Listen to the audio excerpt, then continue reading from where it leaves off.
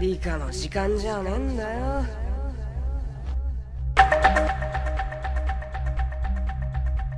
金だー！案をつけろよ、デコスケ野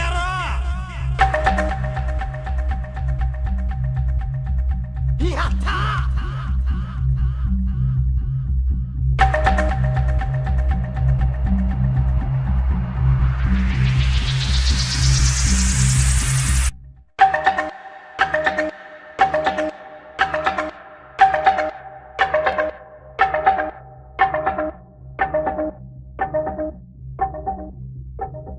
金だ。おめえが目障りだったんだよ。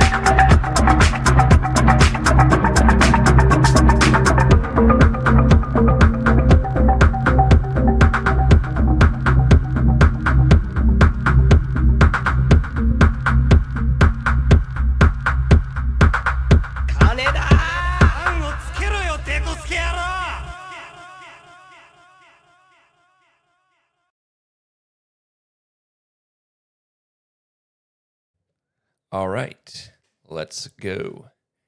Before we start, I wanted to tell a story today. My neighbor called me up and said that I would appreciate this because I have a unfortunate habit of taking matters into my own hands sometimes. And well, apparently he took his son out to a travel baseball game, and oh fuck, um, his son had to go use the restroom. He's, I think, maybe 16 years old, and he went to go use the restroom at this soccer field, and so the kid goes in there. He goes and goes to use the restroom, and this guy, well, he comes out a minute later and tells his dad that this guy was in there and asked him if he could suck his dick. And well, my neighbor went in there and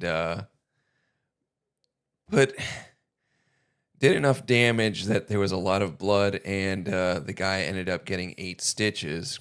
And well, so he beats the shit out of him, and he tries to go and get him, like, do a citizen's arrest, but the guy manages to get to his car and floor it. So he goes and gives the license plate to the cops, and thank God they tracked him down within 5 minutes. And the kicker of this story, I mean, it gets crazier than that.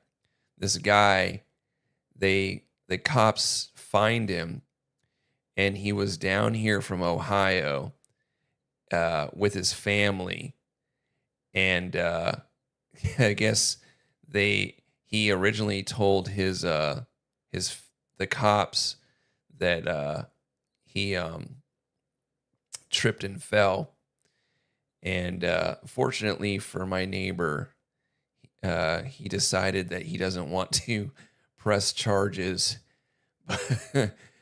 Oh man, could you imagine? Jesus Christ, dude. Which brings me to another thought on the same topic. Is I was talking to my wife and about the recent thing with Trump and his deciding to close the case on Epstein. Well, I was thinking, there's got to be something that they got on him. And what do you guys think?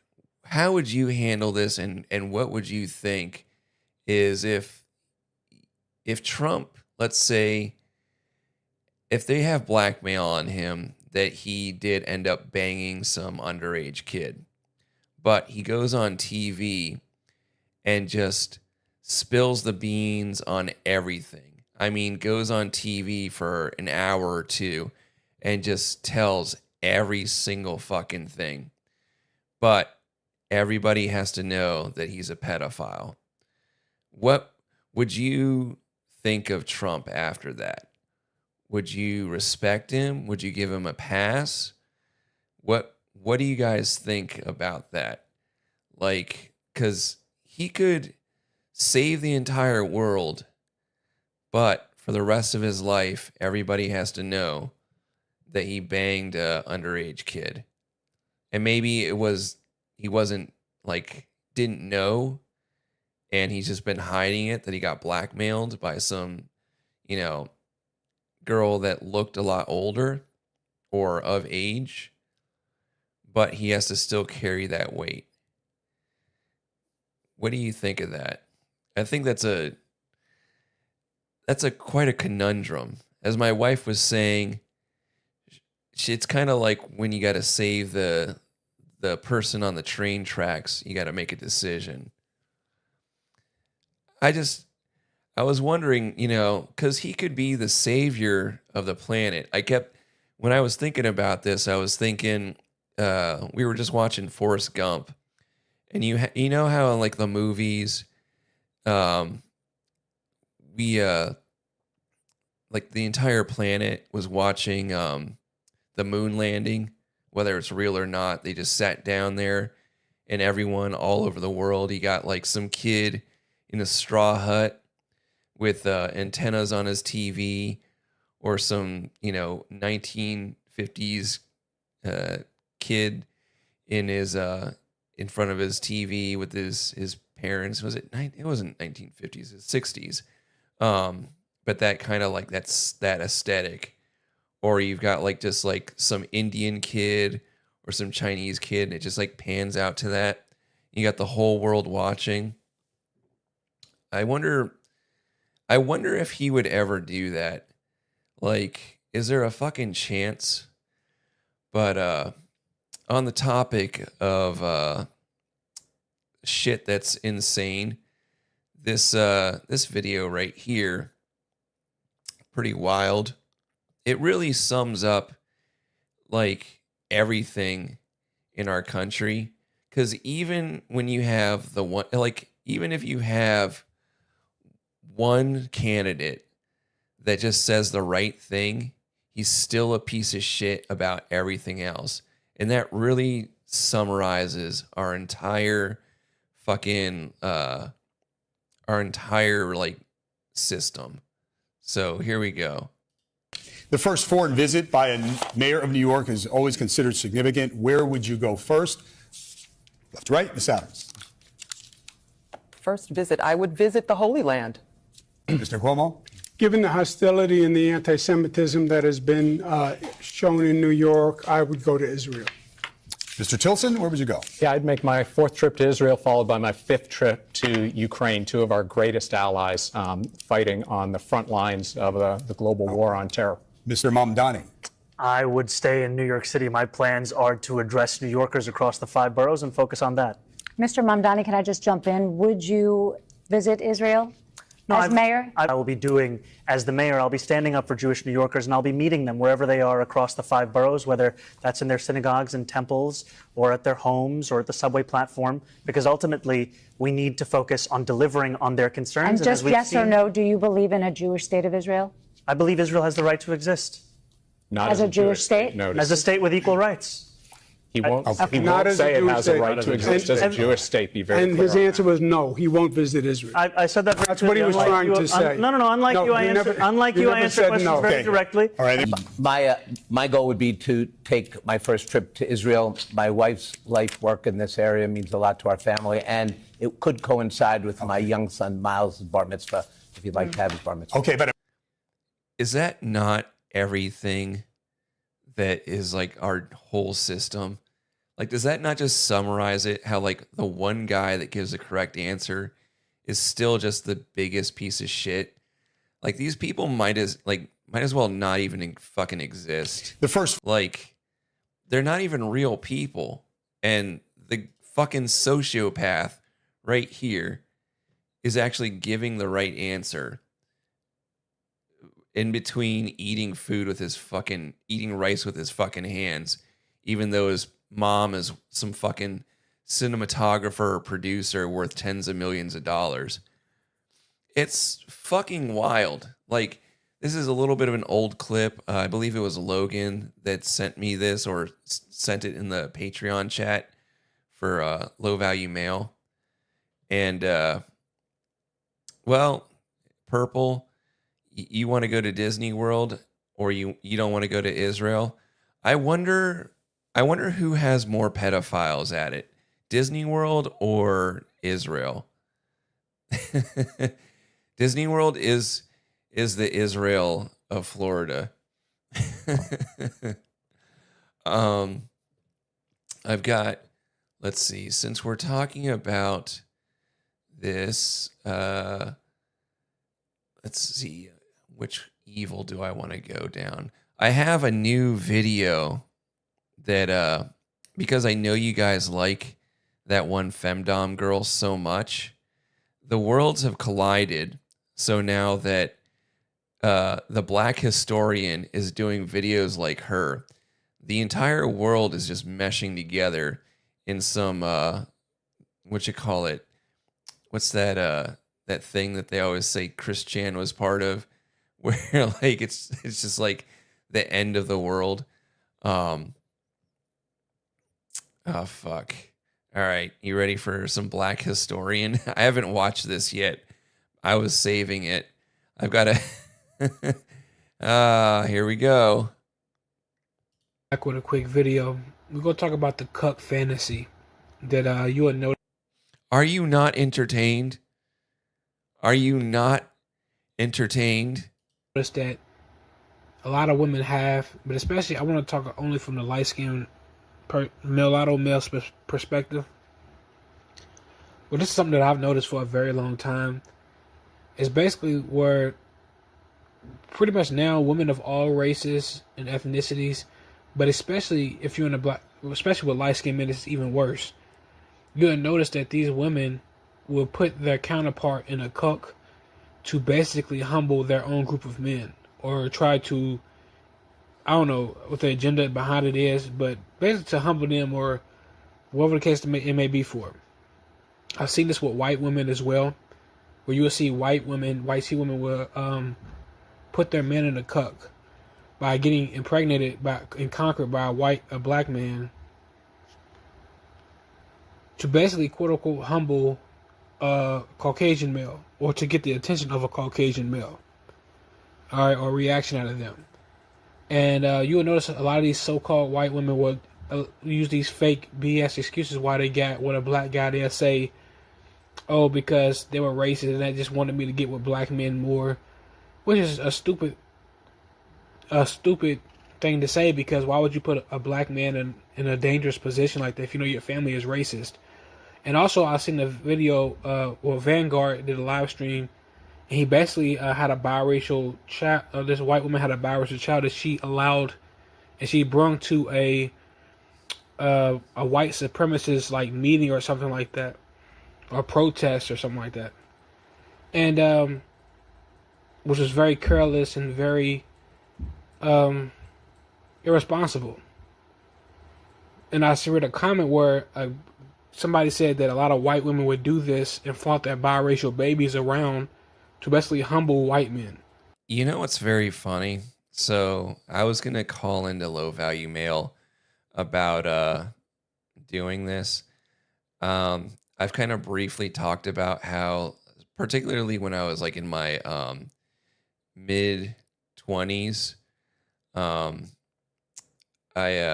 used to go and kind of be a bull, because I I was out of a relationship and I didn't really want to like get into like dating. I didn't want to waste my time or money, so I just started fucking people's wives. And it's, you know, the stereotype is the black guy banging the white wife, but a lot of times it would be guys like kind of like this, or if you know like the comedian Aries Spears, or even the guy that Danny Polishuk and Ryan Long just had on that they used at Diddy's parties, the Punisher. Guys with that voice and that attitude, I even bet you that guy the Punisher does it. I've banged quite a few blonde women that were with black guys in front of an entire crowd of people. And one time I was banging one, and the whole party, yeah, I've told Jared this. So the whole party, I had probably 30 people, like mostly couples, watching me bang the hell out of this thick blonde chick in front of her black husband. And previously at a couple other parties in the area, there was another single guy that wasn't getting as much success, and he was getting jealous that I was banging all these wives. And so while everybody was occupied at these parties, he would go and destroy the fucking house. And the first time he went and took like went into the guest room of one of the houses and took all the lotions and perfumes and just dumped it all over a bed. And I mean, that's still shitty. But then when I was banging this chick, as I was just saying, the black guy's blonde chick, everyone was distracted at the party and they were kind of watching. And apparently he went into the other room, and you know those big like box televisions that they kind of got outdated once the flat screens became prominent. Somehow he managed to take just a diarrhea splattering shit all over it. And then once I got done fucking her and everyone was coming out of the room, I heard a terrified, horrified scream of, "What the fuck?" And they found just splattered shit all over this fucking TV. Dude. Oh my God, dude. It was pretty wild.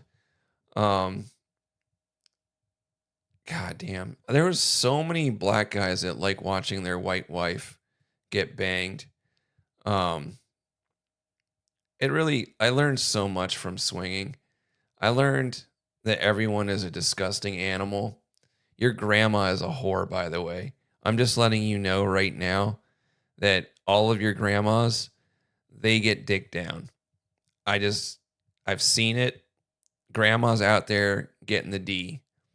And so let me continue with this. Let me continue with this video on that note. Which is stupid. Why would you put a mulatto child in a predicament like that? All right. But we have to understand these dynamics and why. And it's actually, I seen a live stream saying that our women are the cause of racism. I might do a video on that. But that's another video for another day. And I think that's the reason why they were saying a lot of this stuff, all of the cause of it. But I'm going to do another video on that, in my perspective. But you would notice a lot of these women, they like to put their counterparts in cucks with black men who are dark-skinned specifically, to humble their own group of men. I also noticed this with Puerto Rican women in New York, where basically a lot of Puerto Rican women would date black. How do you think she died, Eric? Black men if they're undesired by their own group of men, or to compete with black women. But they often put their men in cucks to humble Puerto Rican men. I've noticed this a lot. But especially as a light-skinned or mulatto man, you're going to notice with mulatto women and with black women as well. See, it's even worse with light-skinned guys because they're always trying to control us. They're always trying to use us as a mule for their agendas. And they always trying to humble us. And everybody has their hand in on it. As a mulatto man or a light-skinned guy, whatever you want to call yourself.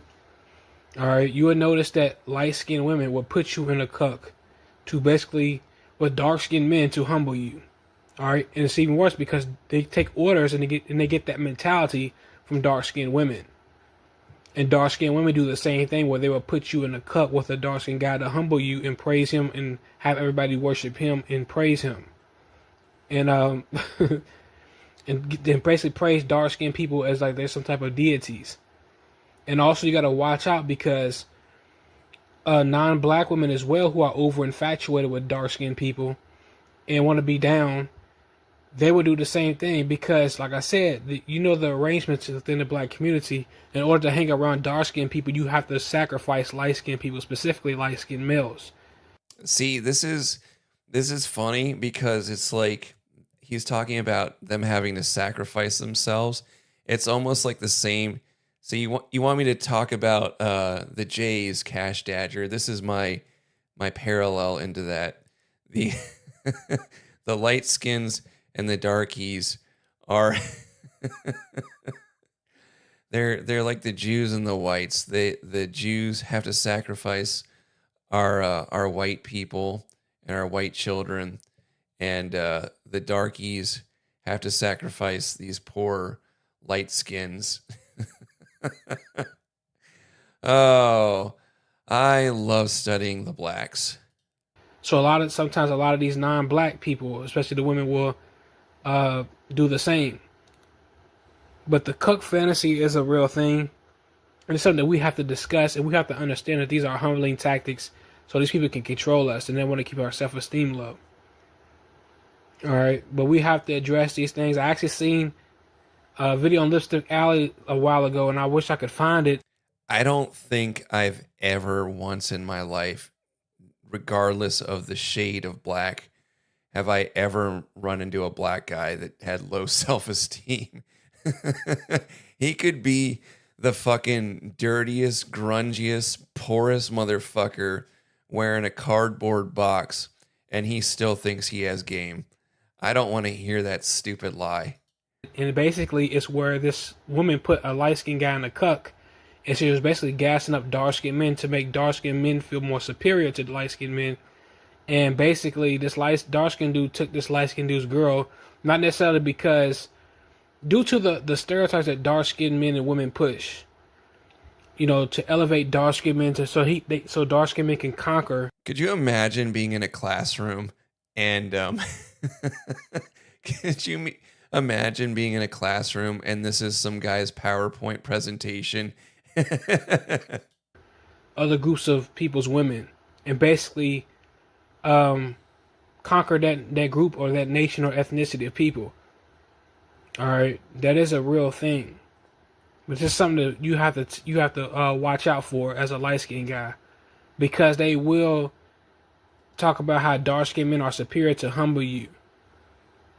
All right, and it's kind of weird because with light-skinned men, it kind of works, but it really doesn't work because light-skinned men are not insecure about dark-skinned men.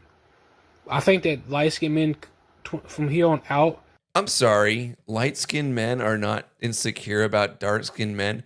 What exactly is your channel, Mr. Light-Skinned Historian? Your entire modus operandi is dealing with the shaming from the dark-skinned black man to your light skin. Like, your entire thing is nothing but that. Are really starting to see the amount of people who don't mess with them, the amount of people who are against them, and they're starting to put two and two together. So it's starting to get like real heated, and I feel like in the next coming years, it's going to get real bad with this whole color. I could be wrong, but with this color, so a lot of stuff is going to get exposed.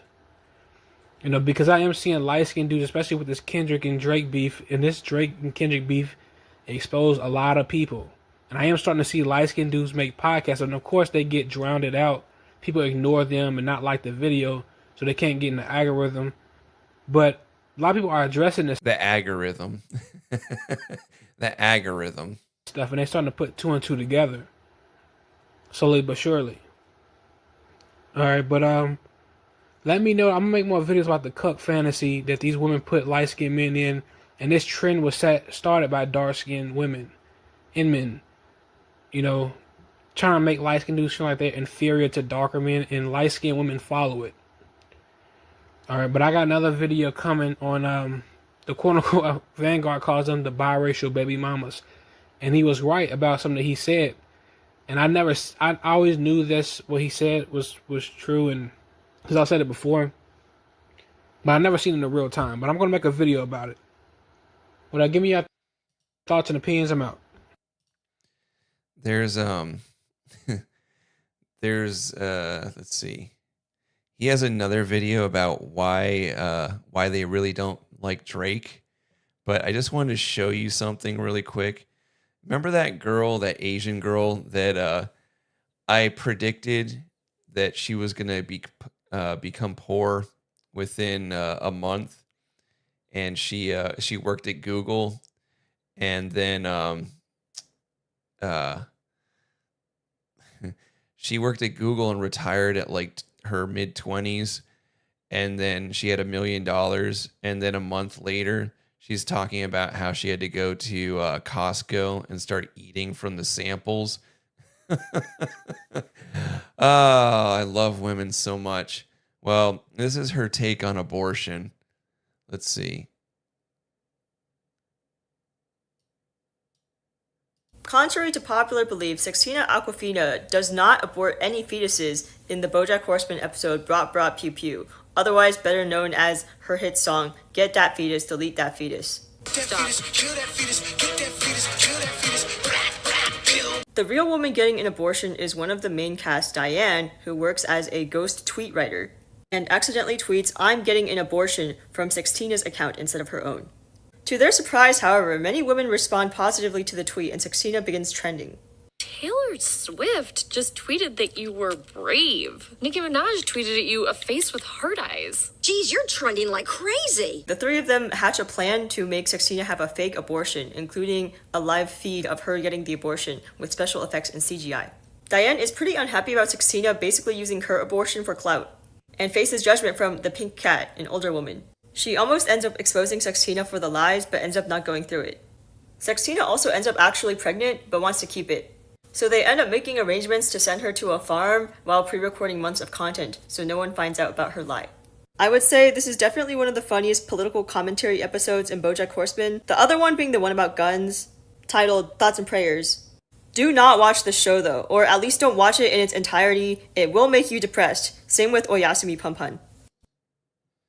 This girl, by the way, is a furry. I just want you to know this, because then she goes on. She's either the fucking funniest person alive and knows how to get people like me searing with anger, or she is literally some kind of idiot savant that just was able to go and get a coding job, but other than that is just an oblivious retard. Because watch this. Hold on. There we go. They say my hunger's a problem. Oh, wait. They tell me. Where the fuck is the video? Damn it. She made a video about how she was promoting abortions through China's one-child policy, and god damn it, it's in the reproductive rights in China. Oh, okay, Did you know that it's okay, here it is. This is the video. Here it is.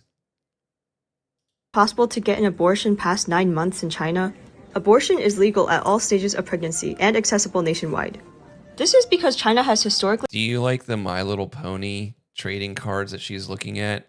And the arrested development of this bitch? They had overpopulation issues, leading to their one-child policy.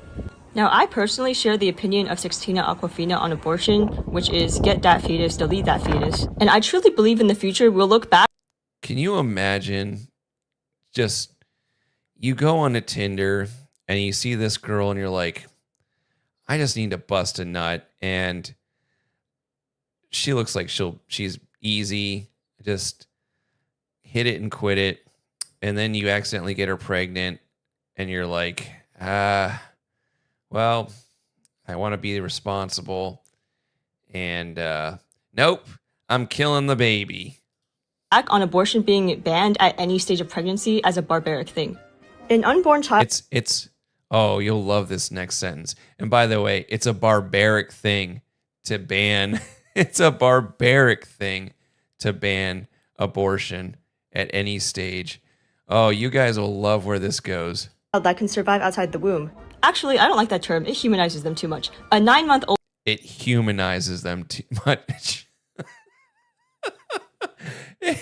This is a straight up sociopath. She should get with this guy right here, and they should just get together and have a bunch of reptilian children with hooves. Old fetus has the same amount of consciousness as a house pet, and it's totally legal. Did you hear that? This is why women shouldn't be allowed to think for themselves. I'm sorry. This is what happens in their minds, is that they go and collect My Little Pony and slaughter children.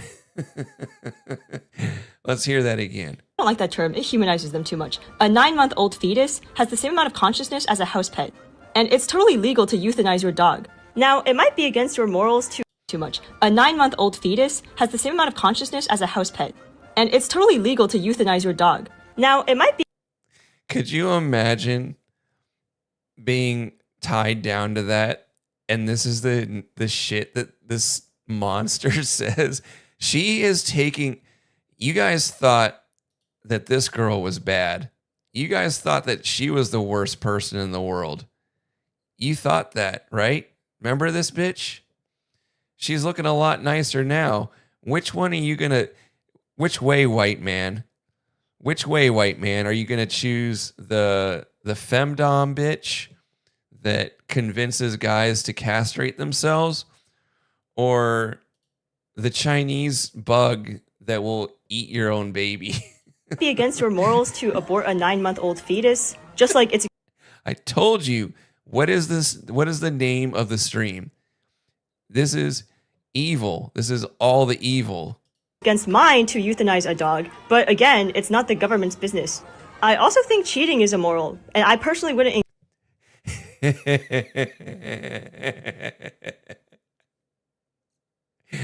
Well, cheating is immoral, then you would like this guy. Just is all full circle. I would sacrifice a child like a dog because it humanizes it too much. But also I wouldn't cheat. That's where I'd cross. That's where I do not cross that line. Engage in it, but that doesn't mean it should be illegalized. That's simply government overreach. And it's only recently become. See, she's a libertarian. She's a libertarian. It's government overreach. I personally wouldn't engage in it, but that doesn't mean it should be illegalized. That's simply government overreach. And it's only recently become popular for the mother to be picked in the case of a childbirth where only one can survive. Just remember, you are a person, and the thing going inside you has the potential to be a person, but it's not. You have a favorite color. You're way more important than a fetus and probably an actual newborn baby. So if you want to get an abortion before... This is the most... I mean, seriously, who is worse? Her? The lady that convinced the guy into becoming a cuck that has to raise the other guy's child? Or this one that will abort your child? At least, at least she's pro-life.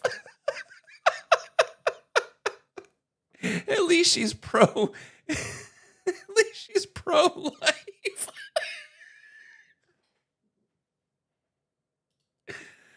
Oh my God, dude. 6 months, go to California. If after, go to China.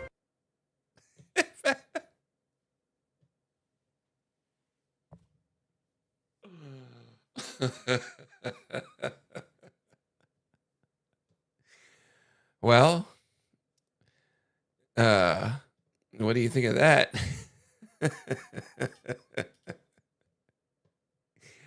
There goes society. Well, hey, at least... Also think abort... At least, she's not having kids. So, the Moloch worship ends with her. At least on that bloodline. I feel like father would be very disappointed to know that... Oh God, dude. Let's go back to something a little bit more wholesome. I'm sorry. Wait, actually no. This is about Bantus murdering albino and light-skinned babies. So we're continuing the we're continuing this. Answer this question. Now, if you are angry as African, don't answer this question. This is serious. This is for the light-skinned men and people of the Ibu tribe and the Congolese. Do y'all... I never would have thought that I would have been listening to Method Man lecture me on the the Bantus and the Congolese. Segregate and mistreat light-skinned people the way American Africans do over here in America. Are y'all like segregated in Africa, or it doesn't really matter because you're Igbo? Or I always wondered, is it just here in America where you're looked at as less than because you're light skinned? Jesus Christ, dude. These are the people that are out there. God damn. They're out there fucking cutting off limbs to go and cure their AIDS, or killing bald guys to get the gold nugget in their brain. This is who I argue with on Twitter. Jared's seen it. I'm sure he just gets flooded with the the shit that I type out on Twitter, and he probably just watches me argue when I have no work at my job to do. And so I'll just sit there for 6 hours saying vicious, vile things to black people as they say horrible things about white people to me. And we just go back and forth. I wonder if they're getting paid while I'm getting paid to do this. The fucking shit. Compared to the darker versions of us. Somebody from Africa, please let me know. Please, I really want to know, and I'm being 100% serious and honest. Thank you. Means when you go... Hold up. What the fuck is that? Is this AI? That is not a real person. That is not a fucking... This is not a real fucking person. That actually looks like me. Honestly. That kind of looks like me, actually. Light skin and having a certain texture of hair kind of affect, how you function within the black community? That's a great question. Well, I feel that I've had a very particular type of upbringing that's not the traditional, whatever traditional is for a light-skinned mixed African-American. I'm Nigerian-American. Yeah. And more specifically, I'm Igbo-American. What does that mean? So the ethnic group that I'm from, I'm Igbo. Igbo. And that means you're in the southeast of Nigeria. It means you're away from the city. It means when you go to your village, you're the only person, one of the few people that looks like you. In my case, one of the only ones that was light-skinned. Our family was light. Therefore, when we go to our village, and when I actually buried my father, I had to bury him. I had to bring a lot of AK-47s. I had to employ military commandos. Would you rather be under the command of this guy, or would you rather be under the command of a tranny? This guy was ordering around. There is fucking people that are going to their death under the command of this fucking Civil War era black guy. I bring AK-47s to go to Nigeria. Well, and to where I'm from. To where you're from. Why? Because it's a war zone? Because when you're light-skinned, you're a heavier target for being kidnapped. Why? Because you're seen as more valuable. You're seen as you're white. Therefore, you have money. You're American. Therefore, you have more money. If you made this in a black and white photo, this would look like one of my old relatives. If you have more money, you're easy to kidnap. And if you're easy to kidnap, we're going to get you. So that's how it is. For me being light-skinned in Nigeria, in our family, it was difficult. It was always challenging. We'd be hounded. We were robbed. Our family's been assaulted. We've had a lot of issues. Really? Yeah, and it's different. To be fair, that just sounds like the black experience anywhere. So, and you can say this to a family that has a different skin color or a darker skin tone. They may have these same stories and they may not. But for us, we've always been a target in that country. But when you come to America, it's the opposite. The police. He's got another video. Why they really don't like Drake. he really, as the Negroes would say, glazes Drake. He loves him. Being a light-skinned man, that's the creme de grace, I believe. The reason why them niggas changed up on Drake, the reason why they hated on Drake, the reason why they continue to hate on Drake is because he's a light-skinned, pretty boy motherfucker that's rich as hell, and he can get any bitch he want. That's why. That's why I hate him. I have actually no feelings towards him. I'm more upset actually that people. I watched Degrassi when I was like my early teens, and when people told me that this guy was one of the biggest rappers in the world, I actually took a shotgun and I shot myself in the face. Fortunately, I recovered, but that's how shocked I was. That's why. Period. Period. Period. You niggas hate to see a light-skinned nigga. Yes, he is half Jewish. Actually, though, most people think of him as being half Jewish and half black. He's actually on one side, he's Jewish on this side, and then the other side, he's actually black. If you look at him closely, if you look at his foreskin, actually, he's only got half of it. That get bitches and paper winning. You hate to see that shit. You hate to see that shit. And it's time. It's past time we motherfucking discuss it. It's past time. It's past time.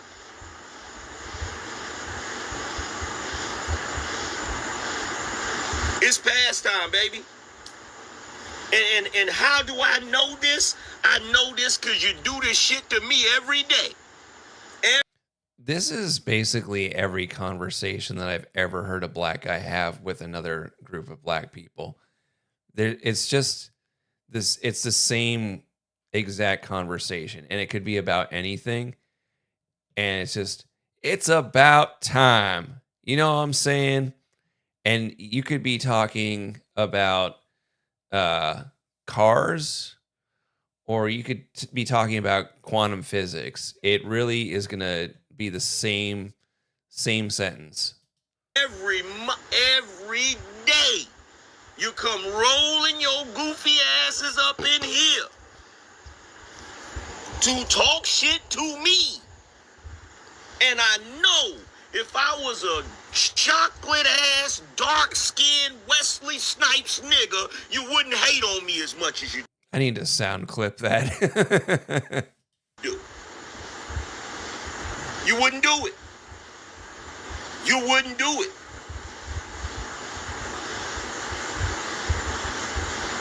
It's so funny that I work at a place that sells like Bentleys, Lamborghinis, Audi R8s, G-Wagons, Range Rovers.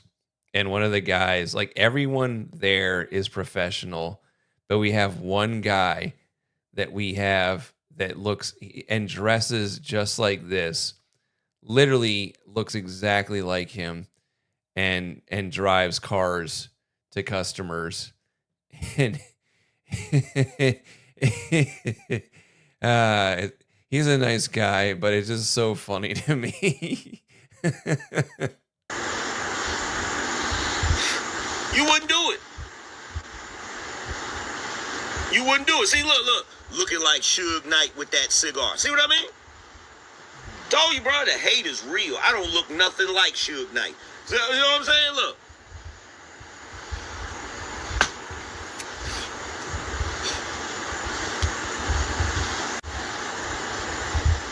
That's real shit. In the That's literally you. What are you talking about? That's not you. That's literally you right there. Bro, what the fuck are you talking? That guy nailed your ass. That's literally you right there. What the fuck are you talking about? black community, you hate light skin. This guy is this guy works at Andre's Steakhouse, and he takes your order by Bluetooth headset.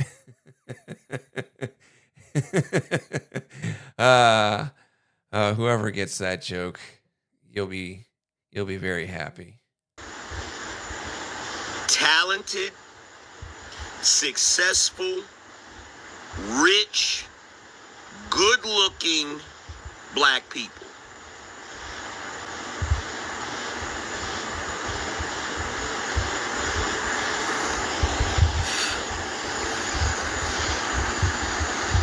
It's so funny, by the way. My wife is in the chat asking if they can request no light skint ends in their car.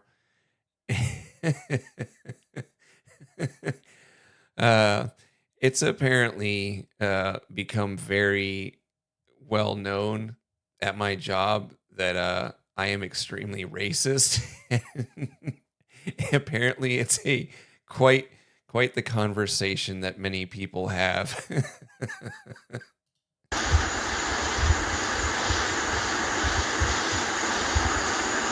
You want to know why? Especially with Drake, especially with him. The reason why is because you hate the fact that he gets the social acceptance from white people that you so desperately want.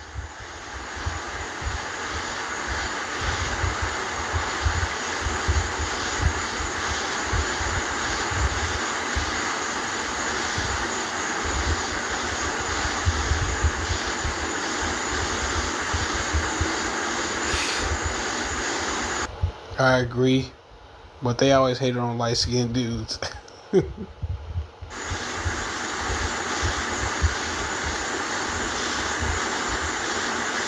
Dude, this guy loves, this guy's entire mantra is just sitting in front of people, acting like he's got a bunch of wisdom and just giving that fucking look, that head nod, and then blowing out cigar smoke. You got to give respect to get respect. That's the economy of respect. That's true. That's a touche. Don't Drake like this. Yeah, my wife in the chat, she said that one of the first things I made her listen to was the Little Mermaid episode of Come Town with the fucking lobster and Ariel. And the first time we actually ever had a conversation was me explaining to her in the parking lot about MK Ultra after I just told some old lady in the parking lot about MK Ultra. That's why I ain't no Drake like this. No Drake like this. That's what I don't understand. He likes skin. That's true. That's a touche. He likes skin. We've been doing that. That's history. What the fuck is that? Oh, that's that Lil Wayne guy. Dude. Jared, if you don't know what Come Town is, like you've got fucking hours and hours and hours. Like Come Town is his bed. Dude, if you don't know what Come Town is, bro, you gotta fucking spend some time and fucking watch it. Or listen to it, dude. Just American history, man. That's American history. How I know is because I'm not light-skinned. I hated on all light-skinned dudes in school. So, yeah, that's American history, man. Why they be hating on? I love his Cheeto hair. It reminds me of a picture I just downloaded of apparently in Africa, one of the rituals for some of the tribes is to rub cow dung in their hair, which is very similarly colored. And whoever does it the best, I guess, wins a gold star and gets to be married, and you get to keep your clit. Drake like this. That's what I don't understand. Drake is the best performer alive. I really believe it. Drake is one of the best performers ever. But I believe that nigga powered by white boy money and backed by street niggas. So you can't fuck with him. So he run around here, he got catchy tunes, he going in the hood and getting them dark-skinned niggas to write for him. I was wondering how this light-skinned nigga sound like a dark nigga, because he getting dark nigga to write for it, light-skinned Monado looking ass. But yeah, I was wondering, I knew a light-skinned nigga couldn't reach down deep and sound that gully. This nigga got all the dark niggas rapping for him. Ain't this a bitch? I said, no, this sounds a little too crazy for a nigga.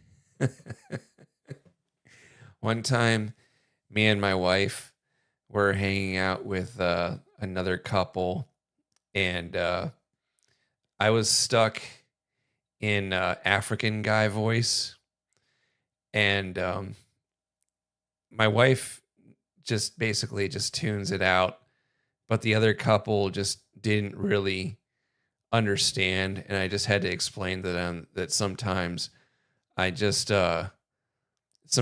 get stuck in African guy voice, and I'll do it all day and recite the coconut and the banana story, or ask, why are you gay? You are gay. Why are you gay? Nigga that said he grew up in a Jewish neighborhood and went through an all-Jewish school, how he know some of this shit he's saying? He got to be hearing this shit from somewhere else. How does he? Some of this shit got to be life experience. Somebody is writing this shit, and now it comes out all these niggas writing this song.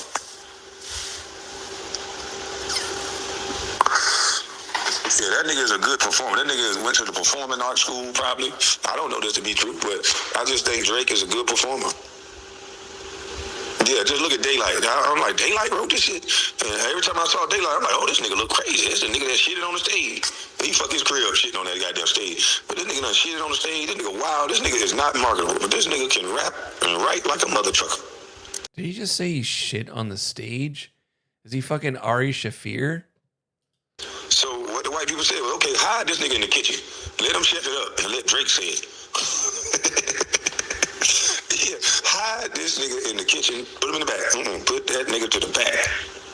Don't let him out. And let Drake say it. We done went backwards 20 fucking years. This is the same thing they used to do to musicians back in the day. And artists, they had a black guy singing and white people singing. They make all the money. Black guy, we don't know who the hell he is. He was a clean cut guy. A thick ass mustache, but nevertheless clean cut. You know? He represented a whole religion of people. You already know. So shit, of course he gonna be good money. But I bet he got a bunch of goddamn street niggas that'll go dumb behind him, boy. He ain't gotta do nothing. It's always like that. It's like we got all the talent, but we just don't know how to capitalize on it. So that's why I said I'm just gonna get all the things that the white boys get to pay the niggas. And most of the white boys get paid.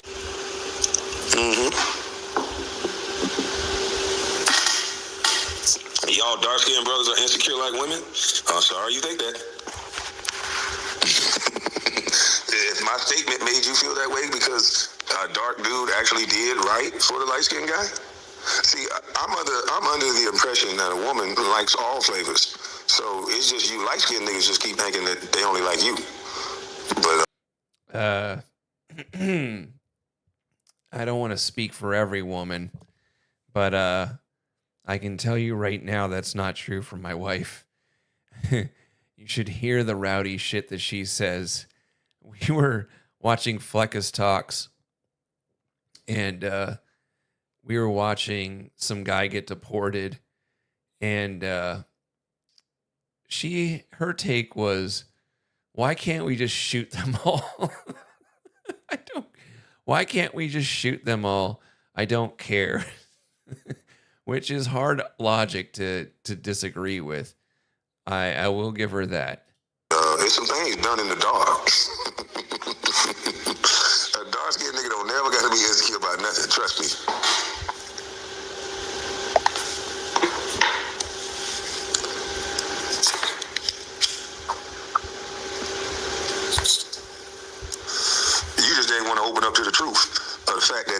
dark-skinned niggas probably protecting this boy, and there's some dark-skinned niggas that writing his lyrics. And those are the sad facts. Don't get mad that I just happen to be telling the truth. I guarantee you, let's look up #1 hits by an artist that was written by the artist, produced by the artist, and the artist came up with the beat. And I guarantee you Drake don't fit in there one of them categories. I will say that I learned a long time ago that back in the days when record producers got really big and a certain demographic was in charge of music production from an early start. And what they had done, this comes back from like doo-wop days, where they found basically a formula of how to make a hit song, a pop song. And so it's actually the white, well, not even the white, it's the Jewish producer that actually made your songs. And you guys actually stole music from Jews. All the good rap that you guys seem to enjoy was actually a Jewish creation, hell-bent on your destruction. So enjoy your chains, buddy. And I'm not talking about the ones around your neck. I'm talking the ones about your fucking ankles and wrists. I bet you'll find some surprising names on that list. Who you got to give real credit to, like Goody Mob and people like that, Outkast, people who really wrote and produced and did their own thing. It's the reason why they don't push them now. All right, Slav. Hold on. Where is Slav wanted me to play something that was. Let's see. That's cool. Thank you. Fucking. There we go. All right. What do we got here?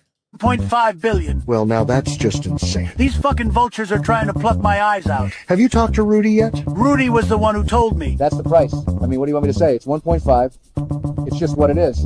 This is just... When big things move, all parties have to be mutually, Well, it goes without saying, somebody is incredibly miffed you made that Miffed? deal. My guys told me 150 million tops. If I can't get that shit out of those walls for less than 1.5 billion, I'm fakakta. I just learned about this recently. Who was I listening to that was talking about how Larry bought the fucking Twin Towers and then turned it into $5 billion because he didn't want to fucking go and get rid of the fucking asbestos.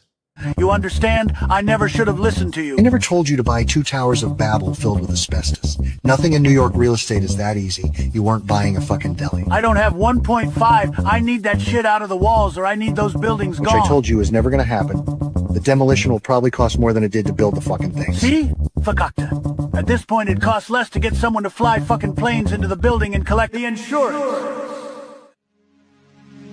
For that, you'd need terrorism insurance.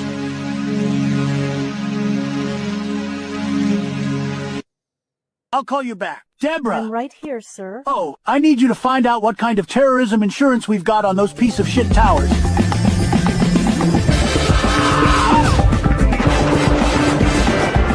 Mr. Vice President, I've got an interesting idea I'd like to propose to you. Did somebody order a false flag operation? Get him whatever he wants. I just want him to feel like he's part of the team. Just pull it already. And then when France doesn't join, we're going to call them Freedom Fries. So, I found this fucking passport over there. It's kind of burnt up, but not too bad, considering it came from a fucking plane crash, am I right? And, not for nothing, but I already checked it. And it's a fucking Saudi Arabian guy. It's definitely probably one of the terrorists, you know, because, well, I mean, fucking come on here. Even enemies need to agree sometimes. And if you call it the global war on terrorism, I mean terrorism can be anywhere. So now you can fight everywhere. It's gonna be great. So that's the plan so far. Be honest. What do you guys think? I'll tell you, Dick. Daddy's gonna think this is just so cool, you know? It's like getting the band back together.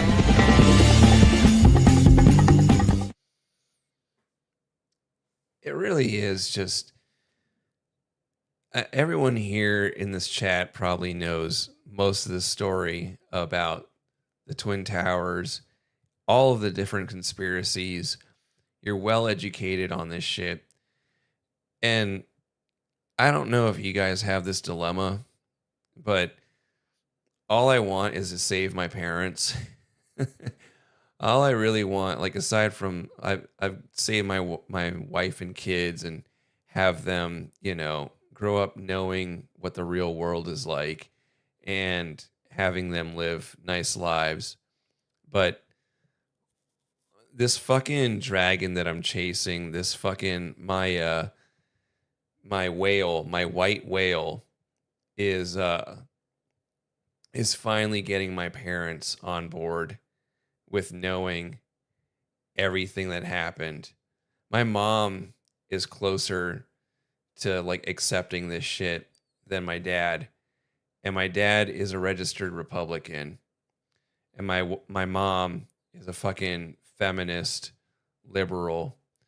And at least she fucking like, I told her about how you can't disparage Israel in federal jobs.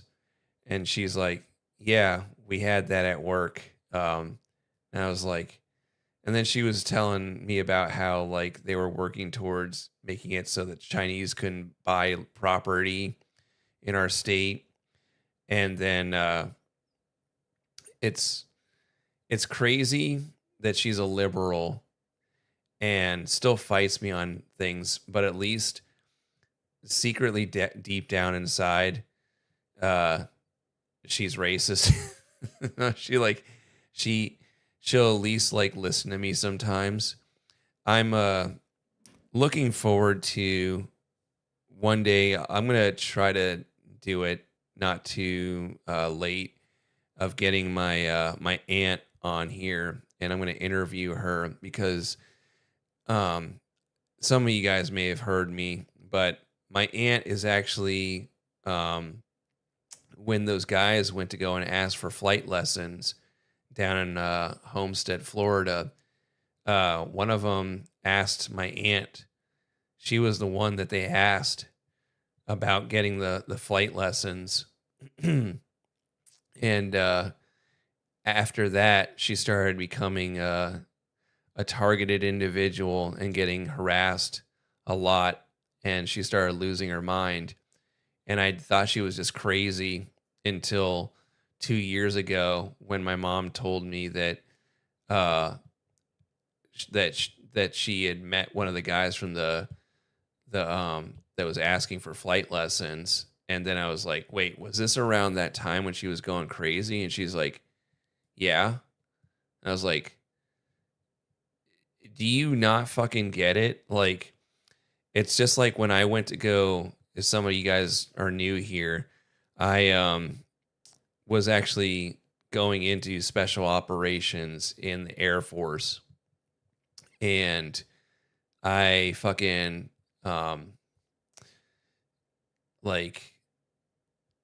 I went through probably a year and a half training my body so I could meet all the requirements. I tested way above average and I finally got in. And then the fucking day after my paperwork was accepted, in the middle of the fucking day, in the middle of nowhere, I had an old man decide to just all of a sudden turn his car straight into mine on a 2-lane road at like 1 p.m. in the afternoon in a bright sunny day, and then just almost hit me head on. And I barely veered out of the way where he took out the back of the car and flipped me at 60 miles an hour like 3 times. And I crawled out of the roof and sat on the fucking side of the street or the road in the middle like farmland. And this lady gets out and I'm like, what the fuck is wrong with you? Why would you do that? And she goes and says, oh, you hit us. and she tried to convince the cops that I fucking hit them. Like, completely just ruined. It wasn't playing chicken, dude.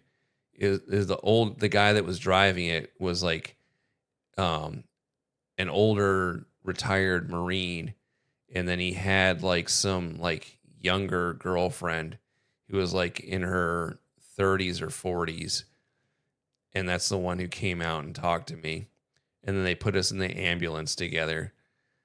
Fucking pieces of shit, dude. Like, my mom bitches about the government, and I'll say it's the Jews, and she scoffs, and my dad goes, "No, Barb, it's the Jews." Yeah. My father told me young that it is best to appear content and be prepared. I was 12. I didn't understand that statement until 17. What else? Oh, yeah. So this guy, speaking of schizophrenia, so kind of odd. This kid started out as he was a greaser. This is his second channel because his first one got wiped, and I've been watching his steady decline. It's kind of sad. And what was very crazy is that this guy, like 2 years I had been watching his channel, and he had these videos on how to become a greaser.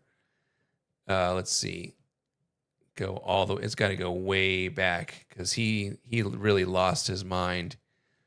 Oh man, he doesn't have, his other channel got fucking nuked. Damn it. So he was like a greaser kid, and then he ended up becoming homeless and getting addicted to drugs. And now he went fucking really crazy. Like, he went and like started living in like a baseball field for months. I don't think a lot of his shit got deleted. And now he's obsessed with Indian girls. But what was really fucking crazy is I had no idea who this guy was. And then one day he posted a picture of somewhere he used to be homeless at. And he kept talking about this guy that he's friends with called Professor Chaos. And the guy, Professor Chaos, was telling him about the chaos symbol. And he posted this picture of this place. I was like, wait a minute, that's right by me. Like, that's literally just down the road from me. I could walk there. And then he's telling people about Professor Chaos and the chaos symbol. And then I remembered that I had just been to Dunkin' Donuts, and there was a guy with the fucking chaos symbol on his hand. And when I saw it, I was like, I actually asked him about it. This is way before I knew about this greaser kid. And I asked this guy, I was like, what's that symbol? Because I know I've seen it on like a punk band shirt for like a band called Chaos UK. And he was telling me about, oh, it's a symbol of chaos magic. And then he went on to make my drink and put way too much fucking syrup in it. And it was the worst drink I've ever had. And he was playing chaos magic with me. Turns out that this kid was actually homeless by me. And I'm pretty sure I remember him at the grocery store in that area. Because we have a lot of transients. It's fucking wild that you could find this kid all of a sudden, and then right when you see his decline, you find him, and he had just been homeless right by you. And he used to have like 30,000 subscribers. Now he just does drugs and does this kind of shit.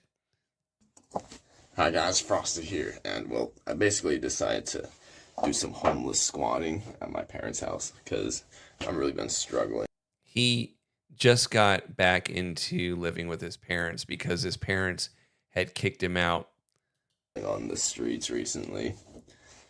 And so, also I want some benefits of the free food and stuff. So I'm like, Bruno, just living between the walls. See, I don't know who this Bruno the alien guy is that he's friends with, because he's had a guy on his videos, but he never shows his face, that he calls Bruno the alien, but he would travel with him. But the guy, it sounds like a man's voice, and he talks to him, but he also acts like it's a voice in his head. It's really fucking crazy. But apparently they put him in the shed now because he wasn't talking to his parents. They didn't want him living with them because he was abusing a lot of drugs, and all he does now is just fry his brain with anything he can get.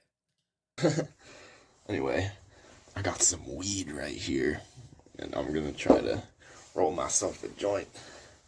Yeah,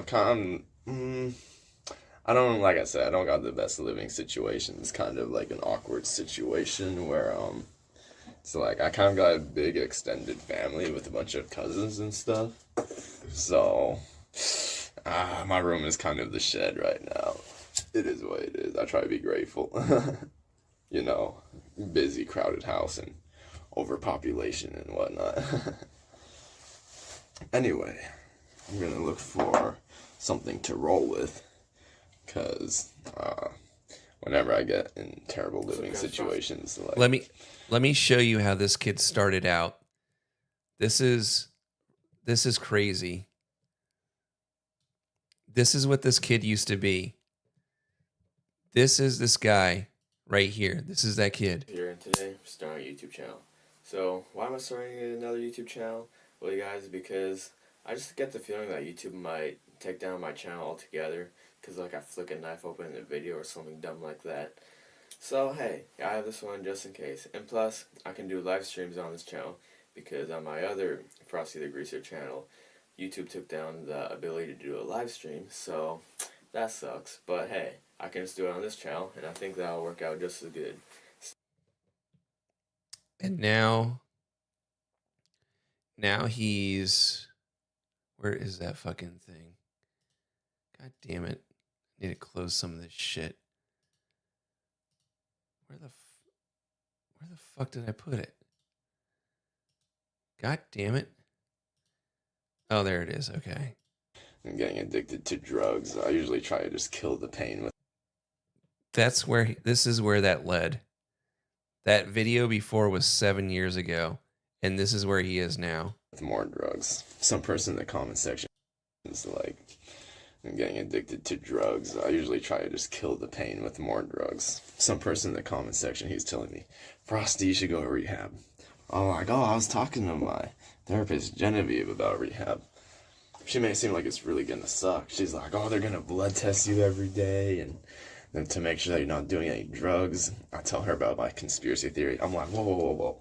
I don't want to get my blood tested, because then they're gonna take my genetics, my valuable special alien genetics. They're just gonna clone a whole bunch of me in the labs, and I'm not gonna be special anymore. I was telling Genevieve my theory like that, and she's like, well, you're an adult, you have your own choice. I'm like, ultimately, yeah, you're right, Genevieve. I can take your advice if you say, smoking weed makes my schizophrenia worse. You may softly sound. I'm an adult and I make my own decisions.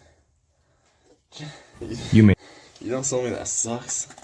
I got this grinder, but it doesn't really grind weed very well. It's like, it gets stuck all the time. And so I made that video about the Nagasaki thing to help to, try to dissolve or help to get some things off of my chest, because I do believe a little bit in the talking therapy, how by talking things out, it can kind of help to resolve it a little bit in your mind. But then after watching the video again, I'm like, this is so cringe. So I'm just getting a lot of OCD. And another thing that I want to talk about is that I'm really getting OCD about this is that sometimes I let people just ruin things for me. Like Nagasaki, for example. I'm like, oh, Nagasaki ruined Florida for me. And this is actually going to take a long time. I'm pulling apart like about a gram of weed with my fingers right here. Because I don't got a grinder. Like I said, this one gets all stuck right now. So I just wanted to pass the time, you know. Film a YouTube video, talk about my life, and I almost made the mistake. I emailed him one time and I offered him to go and, dude, this guy is so sad. I offered him, I was like, listen, man, if you get yourself straight, I'll teach you how to be a mechanic or at least get some skills so you can have a job. Thank God I didn't fucking go through with it. Could you imagine? I would be so fucking like, I would be so on edge thinking that this kid would stab me. Explain my new living situation, living in the shed right here. And yeah, I'm getting some free food from my parents, all low-key, you know. I just sneak into the refrigerator at midnight, start making a sandwich and stuff like that. Yeah. Yeah, I could save him. Do you like how I just bring you guys the most depressing shit in the world? I was a bit hesitant to make this video. I'm like, oh, what are people going to think about me just living at my parents' house again? He was living in the woods by me for a while, by a school that... I'm like, many people live at their parents' house, even though they're getting kind of old, like myself. 21. Like, I got my cousins, they're like 25 living here at this house, so I mean, there's that. Some people are a lot older than me, so yeah, one of the things is that. Could you imagine the anxiety of knowing that that's just out there? You're just trying to sleep and you go and you dude, Logan, so many people have tried to reach out to this guy to try and get him help. There's no fixing him, dude. We've tried so many times. You should see, I don't know if he still has them. That's probably why he got taken down. He was making a bunch of videos about ending his own life, and that was getting pretty bad. My dad got really mad at me and kind of kicked me out of the house 2 years ago. So I went to go live in Florida for a bit. He kind of, it was bad. It was like and this kind of started like a huge debate. I was smoking some meth and marijuana. I was just doing a whole bunch of drugs, just degenerating, and my dad just kind of walks in on me during all that, like, smoke everywhere, clouds. My dad's like, oh, what the hell? Liam, you need to get... Why can't you be a furry like this chick and just abort your kids? Why do you have to... Why do you have to do this? Get your life together. Get out. I don't want you here anymore. He's basically kicking me out of the house. And so I'm like, oh, but I have nowhere to go. And I hit up my friend. Yo, you help me pay for a plane ticket? I want to go live in Florida. I don't got a good living situation right now. My dad's, he's really hammering down on me hard. He says I got to go. And so when I come back here recently, he's like, well, we're still doing the drugs.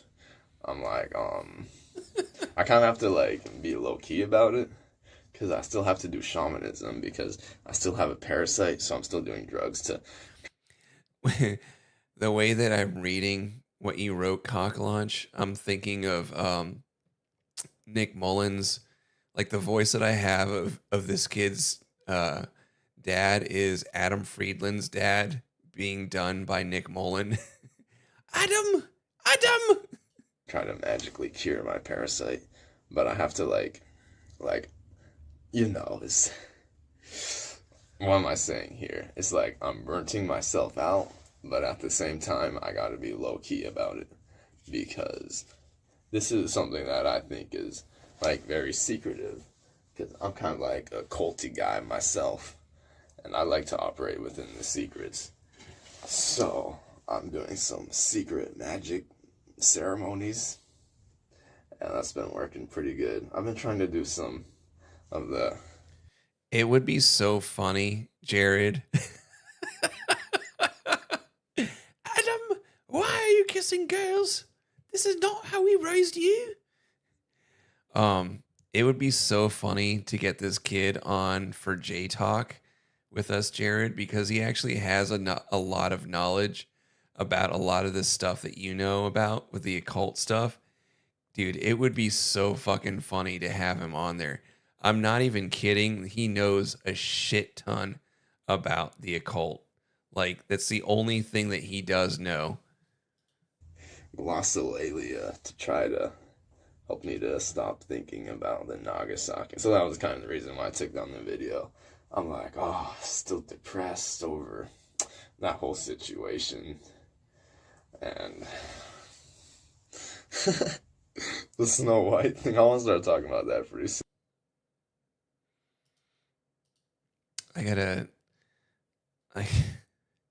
That guy, it's so crazy that this is, I gotta show you what he used to be like.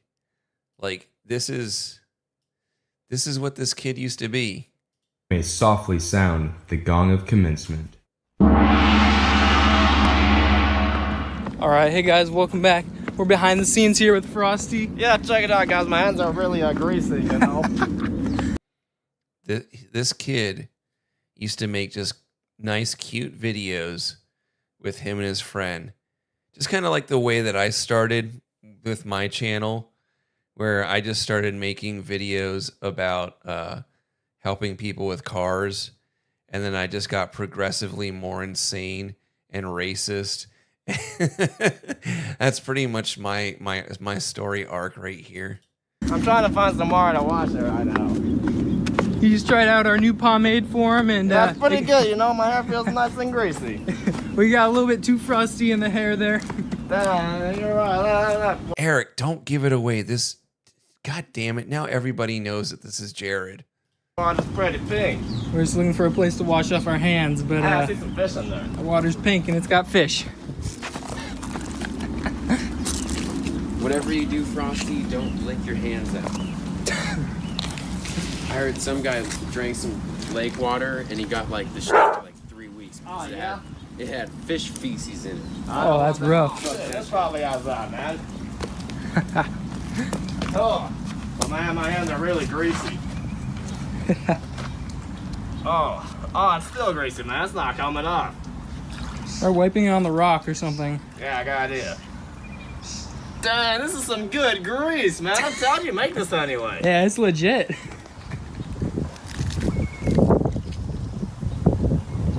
This must be, because this is 4 years ago, that whatever chemicals were in this water, that's what led to this kid's demise. All right. My hands are kind of somewhat clean now. Yeah, I know what Buzzoku is. Better than nothing. That's awesome. Put some water in here, Frosty. What's up? Put some water in here, bro. There you go. Oh, you gotta keep pulling it back. that's where he got the brain Yeah, cancer. I should have brought my comb now, Keep man. running your hands through it. Look, just keep running your hands through it. Alright, that's not gonna do much. Alright. All right, guys, this has been Behind the Scenes with Frosty the Greaser. You may softly sound the gong of commencement. Hey, what's up, guys? Frosty here, and right now we're here with Miscellanea, you know. And real quick, we're gonna talk about how you get some greaser names. So, guys, my name's Frosty, you know, and how I got that greaser name it was because the greaser term for getting mad was frosted, you know, and I would always be getting mad at school, you know. So I said, hey, I'm Frosty, I'm Frosty the Greaser, you know. So, let me see, what should your guys' greaser nickname be? I'm gonna go with, you should be Ace, and how about Shark?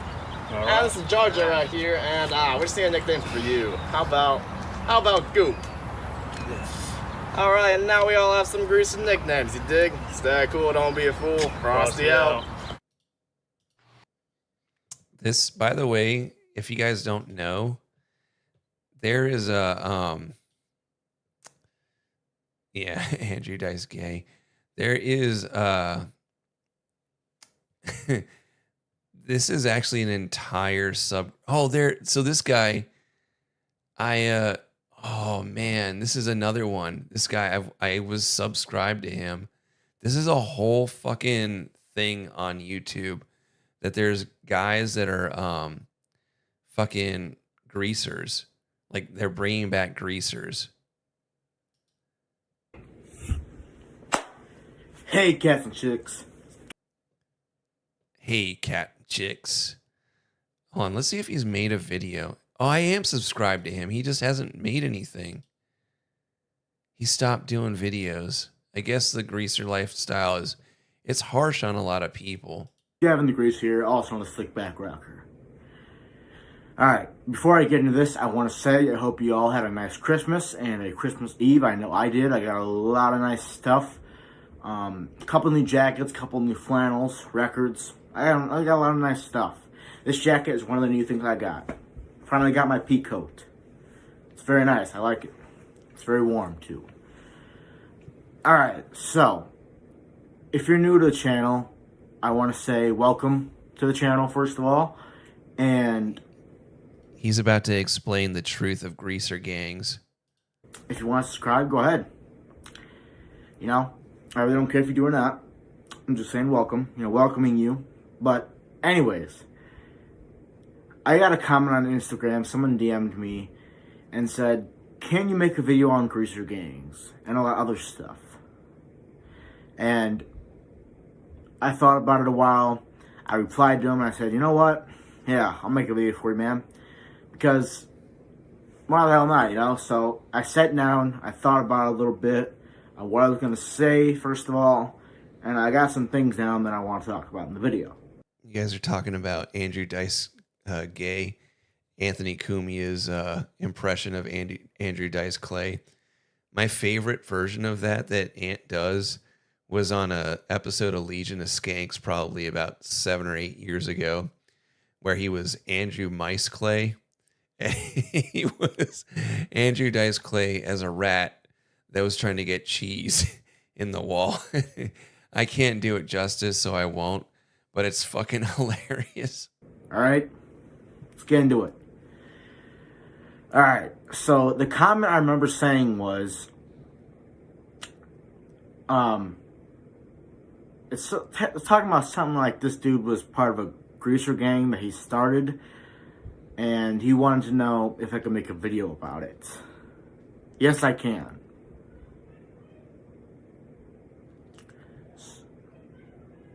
So, greaser gangs. So, one of the common questions I've been asked a lot is, should I start a greaser gang, and yes or no? Here's my thought. I would advise you not to do that. Now, that may not be the answer you're wanting to hear from me. You're probably thinking, why shouldn't I start a greaser gang? Why shouldn't I do this, and that? One thing. Alright? If you start a greaser gang, you are going to be wanting for trouble.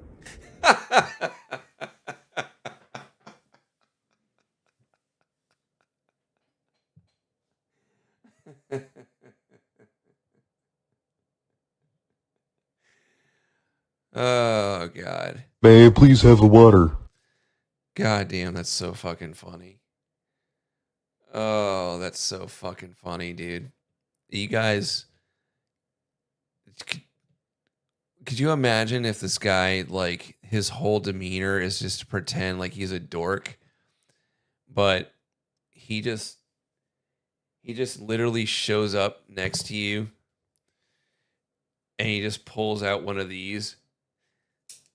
Just he just stabs the shit out of you. Holy shit. Now, that may not be the answer you want to hear from me, you know, but let me tell you something, man. It is no longer 1950s anymore. Okay? he's about to... Yeah, he's about... Fucking Watergate. He's about to blow the lid on Nixon. If you form a greaser gang or some sort of gang rival, anything like that, it's just not a good thing to do. It's not something you want to do.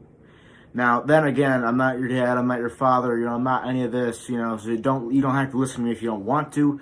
But I'm just advising, You guys are making fun of this guy, but he has fucking bodies. You don't want to be his op. What I'm saying, okay? If you start a greaser gang, there will be trouble. There will be turf fighting. People fighting over turf. There will be blades pulled. There will be guns pulled. There will be brass knuckles, glass bottles. Anything dangerous you can think of, it's gonna be pulled. Alright? This dick. They'll get sent to prison or jail or anything, juvenile, it depends how fucking old you are, but stuff like that, and all that stuff, that'll happen as well, But to be fair, actually, you guys are making fun of him, but look at what we just saw happen to the last greaser we watched. This was him before, and then you guys saw, oh, Vince, you have missed quite the wild ride. Man, I thought you unsubscribed because I hadn't seen you for a while. I thought you got so disgusted with the things that I was talking about. But, he does have a point that if you join the greaser lifestyle, you could end up like Frosty the Greaser and end up in your dad's shed because you did too much meth. But like I said, man, it's not longer 1950 anymore. Like the outside world around, no longer 1950 anymore. Alright? If you, still move on with that stuff and you don't even listen to me at all, I can't control you, I can't, tell you, I can't force you to, I can't do that. If you decided to go down that path, that is on you.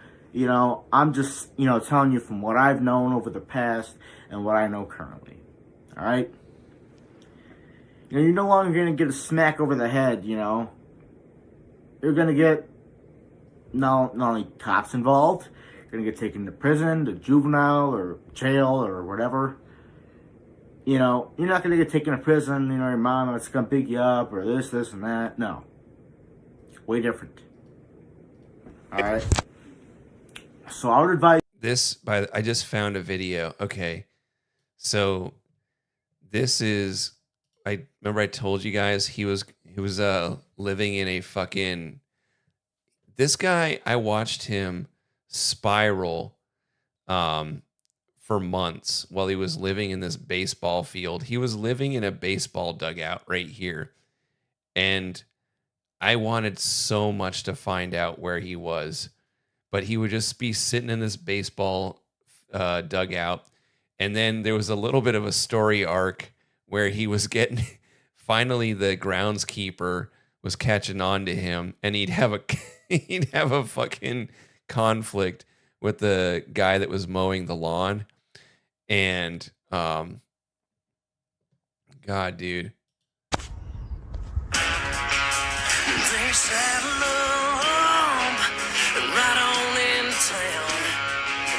You should listen to that instead of the crap nowadays. Well, guys, if you pay attention to today's music, all you hear is sex, money, drugs, violence. Yeah.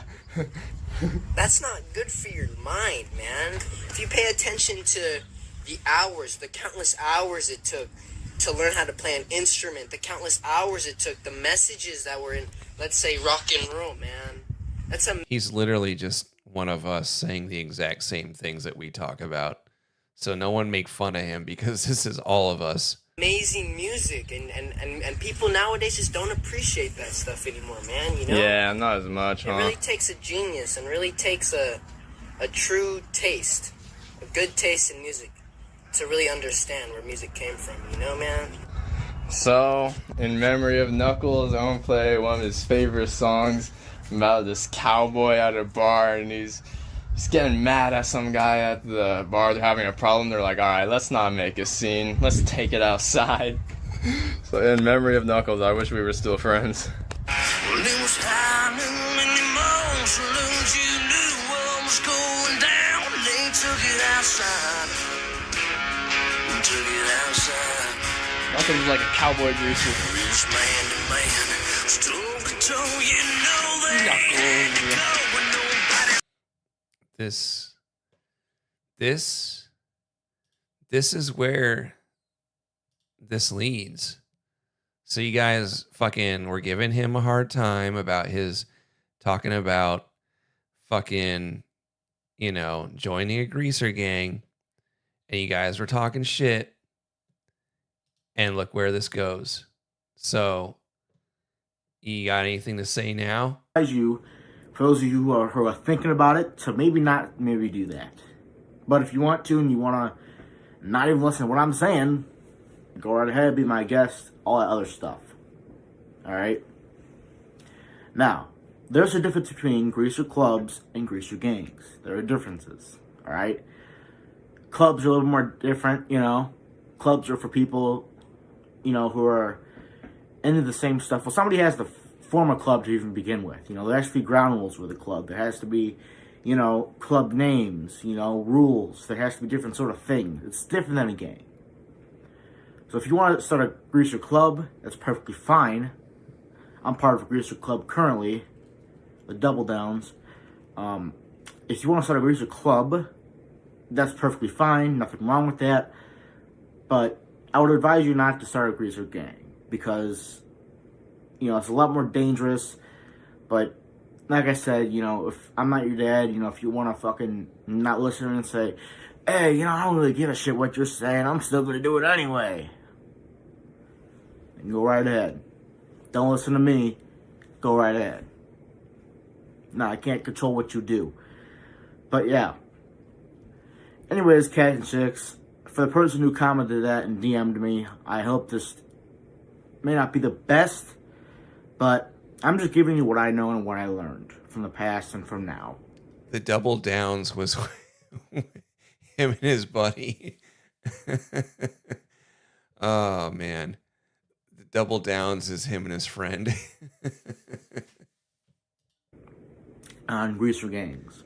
There's another greaser and I hope y'all that I enjoyed this forgot video. that I was following. If you liked I thought it, he died. Like it. You know, if you didn't like it, I really don't give a fuck. Subscribe if you're new to the channel. Halfway towards 200 subscribers, which I'm really happy about.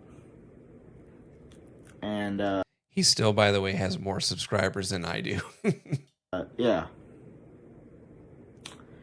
Stay greasy. And I will see you cats and chicks in the next video. This guy right here, I love this guy right here. I forgot that I just go down these. You guys wonder what I do when I'm not on screen. And this is what I do. Is I find these, basically I have a whack pack of internet Neanderthals that that I fucking just explore. I haven't even brought up to you guys this new guy I found, Android Grandpa, who only has 150 subscribers. And I am so fucking thrilled that he hasn't picked up anymore, because some of his videos, I'm the only one that's watched it. And boy, is this guy fucking just, this guy is a trip. Actually, he's starting to get more views on his shit. So, but, yeah, Android Grandpa, I'll play him next. But first, I just want to show you my other greaser guy that I like a lot. He's delightfully white trash, and he was, oh, where did his other videos go? Oh man, he was doing like reviews of sodas. He must have taken them down. Damn. But this is where the greaser lifestyle takes you, man. And go down a rough path. What the hell is that? Oh, I don't want to look at that.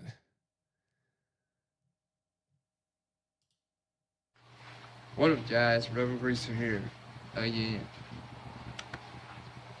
So somebody asked me the other day when I was down at the ice cream parlor, how did you come up with the name Rebel Greaser? Yeah, he had some really hot takes. He had some really hot takes on the different flavors of energy drinks, and I can't believe he must have taken him down or something. He got probably too much heat from the industry because of his clout, and his reviews were so scathing that he basically trashed the entire industry for a while. You guys haven't really heard too much about energy drinks anymore. You know, everyone was doing them, and this guy single-handedly took them down. So you're lucky you even have Red Bull and Monsters still. For your YouTube channel. The truth is, that's a real funny story, because before I came up with the name Rebel Greaser, I went through a crap ton of different names I could go by. I never said it was my funny. First one I was going to go by was what I used to call myself, was Jet Corvette, with the title of the All-American Bad Boy. But, you know, I'm not a boy anymore, so that wasn't going to work. Then I thought of... This is what they took away from you, by the way. This is what we used to have. Isn't it crazy that, like, our like young men have been destroyed so badly? Like, I talked to my wife about, like, how bad it would be to have to be on the dating scene again, and the destruction that's happened to young men, particularly white men, where, like, this kid's not, he doesn't seem like a bad kid, dude. Like, he's just a nice goofball. And all of these kids just don't have a strong father figure. It's so sad. He's not I don't think he's a bad person at all. And all the, like, at least he's not a furry. At least he has that going. But, like, there's just millions of kids like this that just don't have any, like, fucking aim. They'll never have a wife. If they do have a wife, they'll accidentally get some girl pregnant that shouldn't be pregnant. And it really is sad. And you know what the worst part is? He's probably a lot more intelligent, or at least good-willed, than a lot of these people that are putting out 10 kids on EBT. About going by, like, King Tails, the Greaser, but that just didn't fit. So I thought about calling myself after my favorite YouTube greaser, Outlaw Greaser, being Outlaw Greaser the second, but that wouldn't work either, because then you have to go through him, and really, you just kind of want your own name to be known by. He just needs structure. So my first thought was to call myself Ajo Greaser after the town I live in of Ajo, Arizona. Jared, you guys could...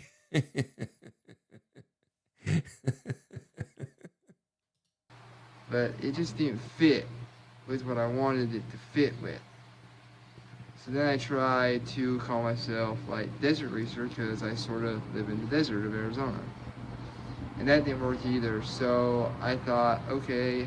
Jared, go teach this young man, go get this guy a job and teach this man how to be an autistic warrior, like one of us, an autistic schizophrenic warrior of Christ that denounces the satanic worshippers. There's gotta be something I can call myself, something that will define me. And I found myself looking at the James Dean movie, Rebel Without a Cause, which if you have not seen Rebel Without a Cause, I think you should. That is the very optimum of rebellious child in the 50s, and James Dean is just one hell of an actor, I swear. I mean, his actions in the movie fit what you think 1950s. I want to help kids like this so bad because he doesn't seem like he doesn't seem like Frosty who's gonna stab you over some meth. But like, it's sad, dude, that we have such a lost generation of kids looking for like structure and just trying to like find like, as Eric was saying, just like he needs community, or whoever it was that said he needs community. But like he could be a productive member of society. Like, he's not a negative drain on it. It really sucks that like this kid is just, I hope he doesn't go down the wrong path, but man, yeah. Kid would act like. Anyways, that's enough of that sadness. What was I gonna go look at? Oh yeah, let's go watch Android Grandpa. This guy, I sent Jared one of these videos. Where is it? Where is the video? It was the first video I saw of him. Oh man, look at that. This, by the way, we don't know a lot about. This guy is very cool. Where the fuck is that video though? Oh yeah. This guy. So we've gone full circle as we started the show about abortion, and you guys are gonna really love this video. Good morning, I am your host, Clyde C. Clyde, and we are discussing once again infants being done away with in the Bible. As our guest today, we again have Dr.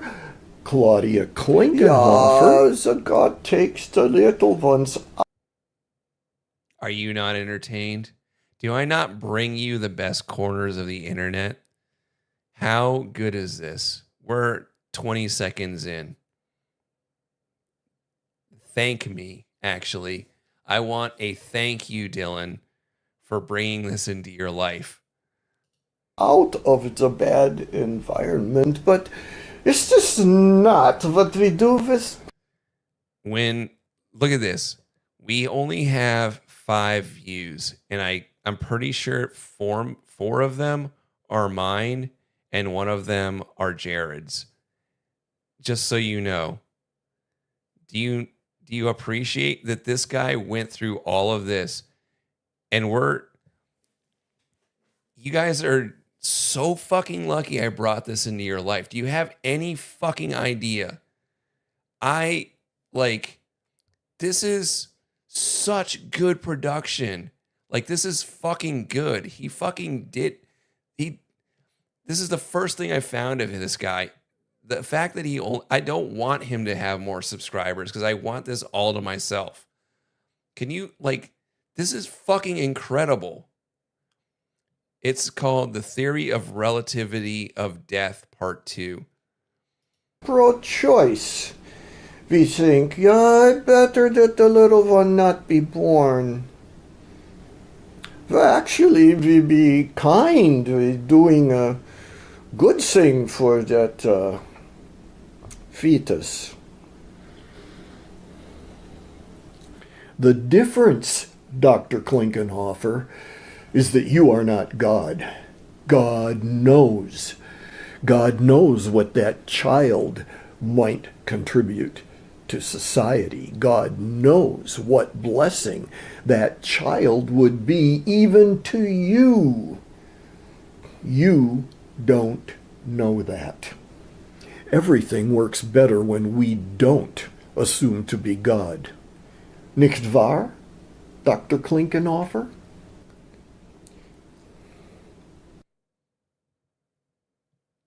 Is this like I've been waiting to show you this, guys. Like, I haven't been streaming all week because I've been busy. But how cool is this fucking guy? Hell, we're just not told a whole lot about it. We think of it as a place of separation from God, of eternal punishment. I think that's the current consensus among believers. But there are things about that do bother me, and I want to present another thought. Actually, the ultimate annihilation of non-believers fits my idea of God and His Word better than eternal punishment. There are some questions that I have. One is, God created everything and holds everything together by His power. That's clear.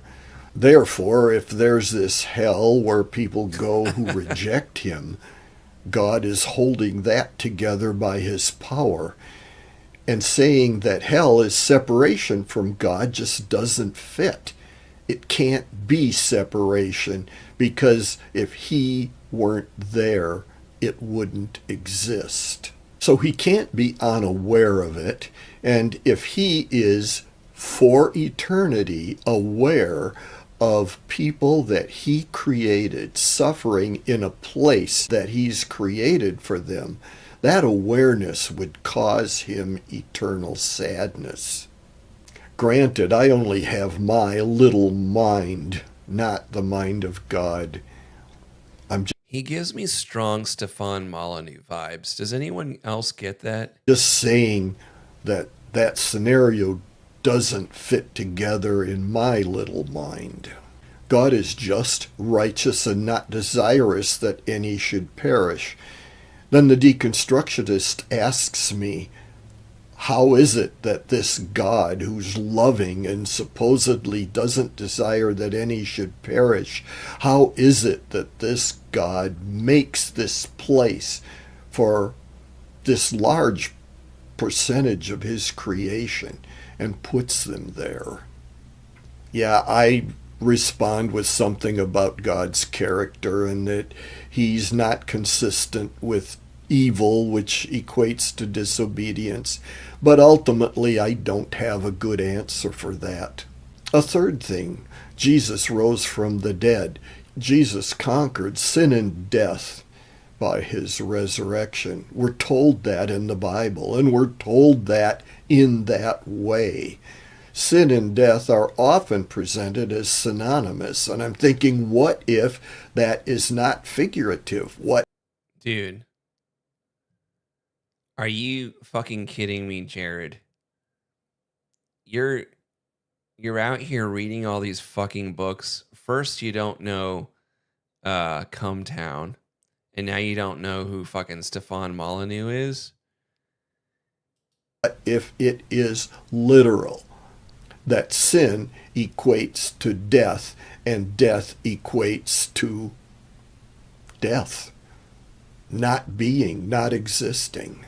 That those who accept the eternal life that Jesus offers have eternal life. And dude, by the way, Slav, can you imagine Jared having missed out on all the old days of Stefan Molyneux when he was on YouTube, and he used to do those fucking long ass videos of breaking down like the Charles Manson thing?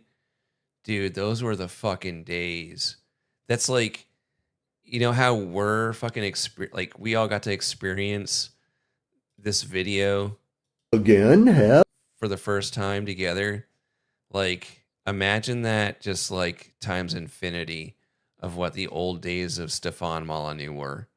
And those who do not accept it, they just let him back on Twitter, by the way, have death, literal, total death. Just a thought. And then my deconstructionist friends say that my God is telling us, like me or burn. And they say that God is not moral, that God is evil. And I don't know that they're totally wrong. I do believe that God wants people with him for eternity who want to be with him for eternity, not people who are there or want to be there as an alternative to something that's really bad. God created us for himself, and I do believe he draws us to himself by our understanding of his love, his perfection, his beauty, his goodness, and in that understanding, we want to be with him. No, I'm not sure that a threat of eternal punishment is the way God would want people to come into heaven. I don't even know that that works. Jesus talks about those being cast into outer darkness where there's weeping and wailing and gnashing of teeth. And what's that all about? I'm saying I don't know. I can't define hell.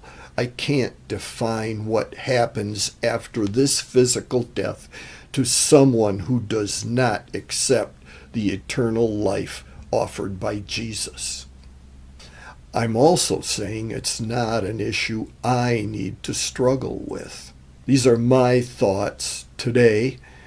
They were also presented by our pastor when we lived down in Pensacola and prompted me to rethink them by a post I will repost in part 2 of this. Dude, I love Android Grandpa.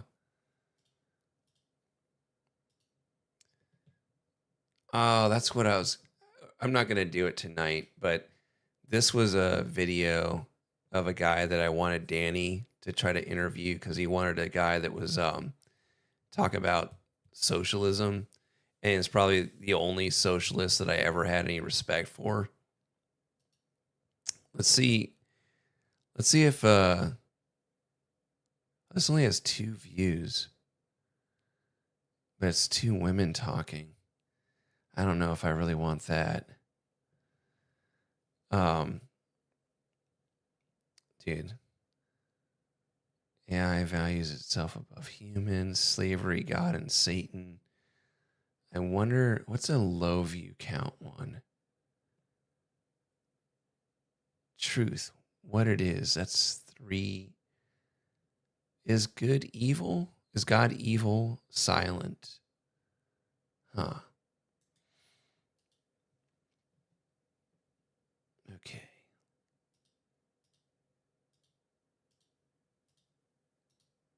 Let's close some of these. If God exists, he's wicked, he's immoral. Look at all the people he destroyed in the flood. Look at all the people he commanded to be eliminated from the earth, I hear you say. And I don't see any evidence for God anyway, I hear you say. And I've mentioned in the past, Genesis 6:5, God looking at the earth before the flood, and he sees that every inclination of the thoughts of their hearts was only evil continually. And you could say, oh, they weren't all evil, but I'm just reading what the verse said. All of them were evil all the time. And the evil of the people in the land that Israel was commanded to go in and take is indescribable. If I started to describe it really vividly, this video would be taken down. So you've decided that your morality is better than God's morality. No. It's almost like you saying to God, do you know who I am? Yeah, he knows who you are.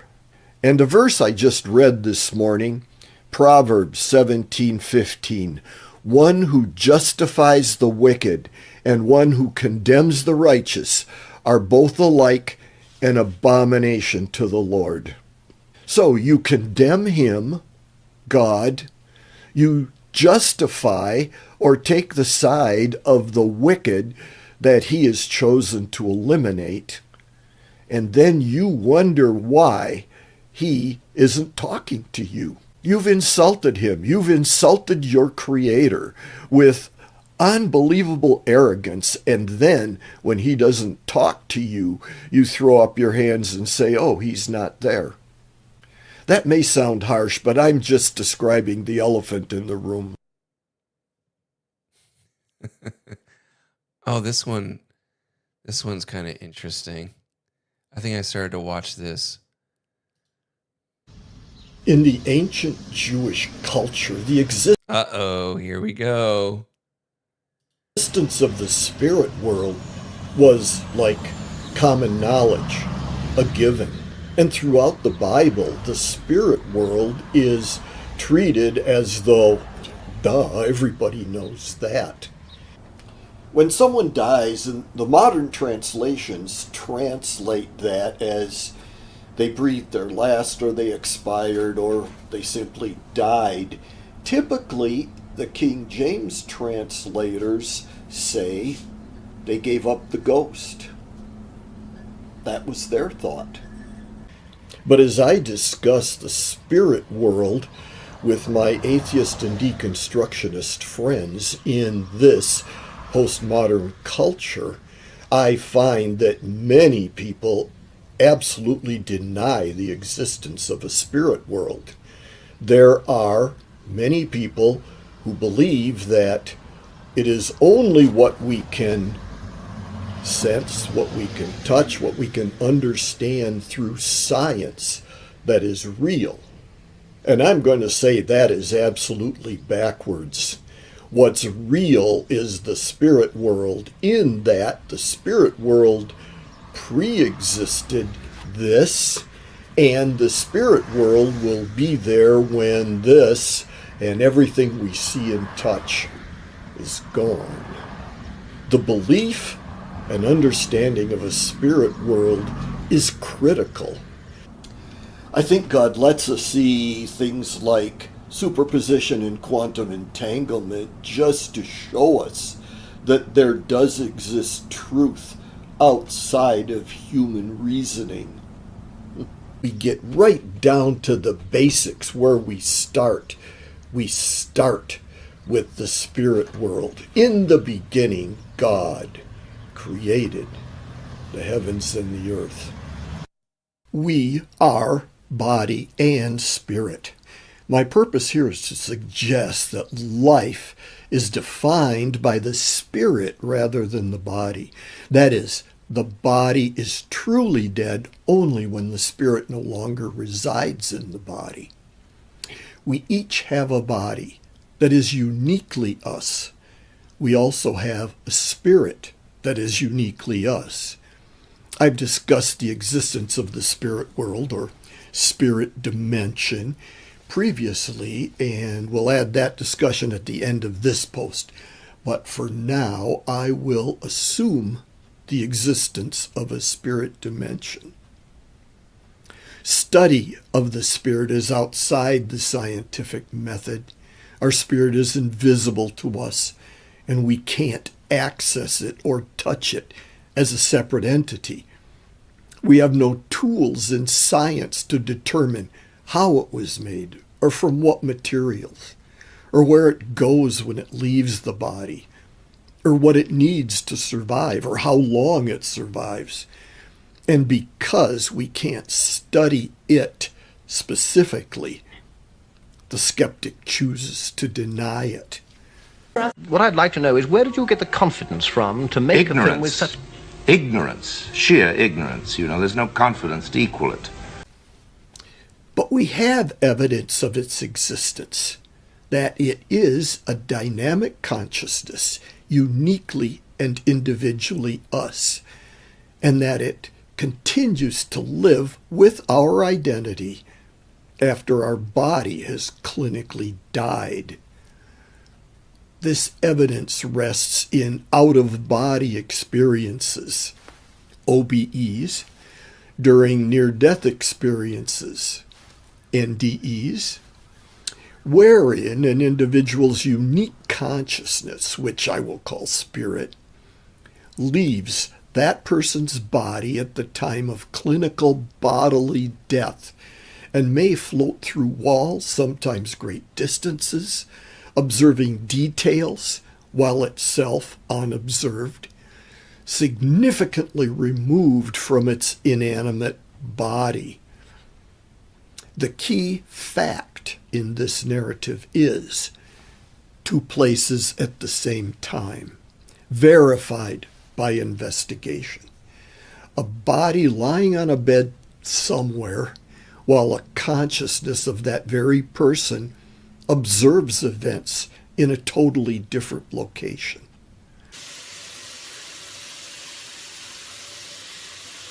If the spirit returns to the inanimate... Can we just get like a little bit of a clap for this guy's production? This guy is doing it for the love of the game. Body, the body revives. In one account, the body was being wheeled to the morgue when the body of the person came back to life.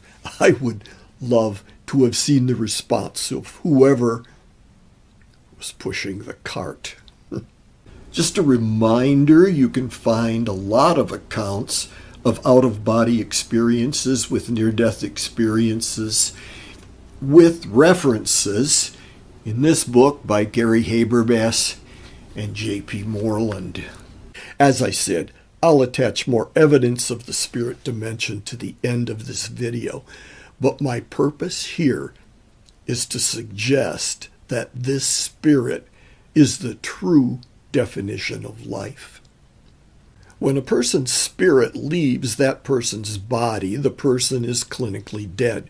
If the spirit does not return, the person remains dead. That is, we bury or cremate the body and have no contact with that person again in this life.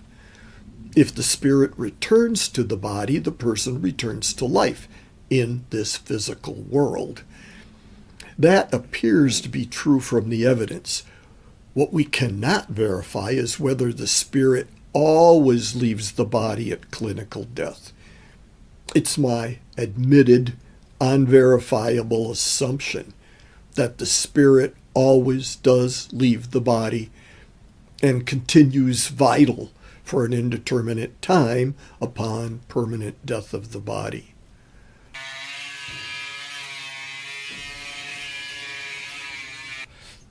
OBEs are common with NDEs, but not universal. Why are they not universal? Why doesn't everyone have an out-of-body experience that they remember after a near-death experience? I don't know. The whole of the topic lay outside science, so we only can conjecture. I'll pass on that. I'm trying to find pictures that are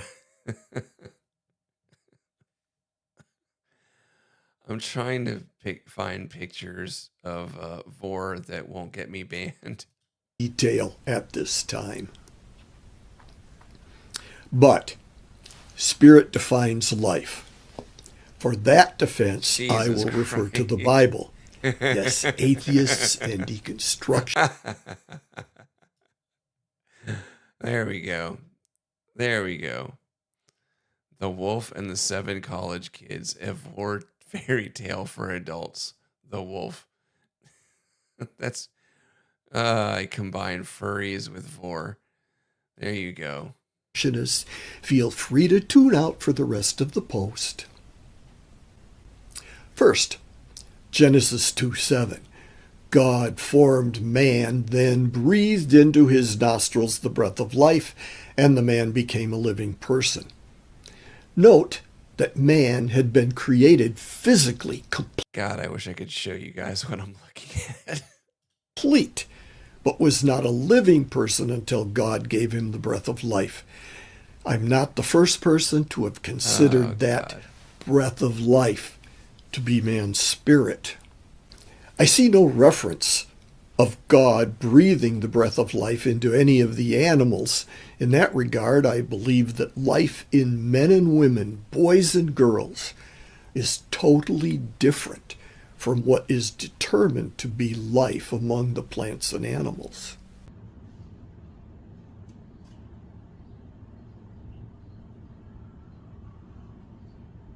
Zechariah 12 begins with a description of God.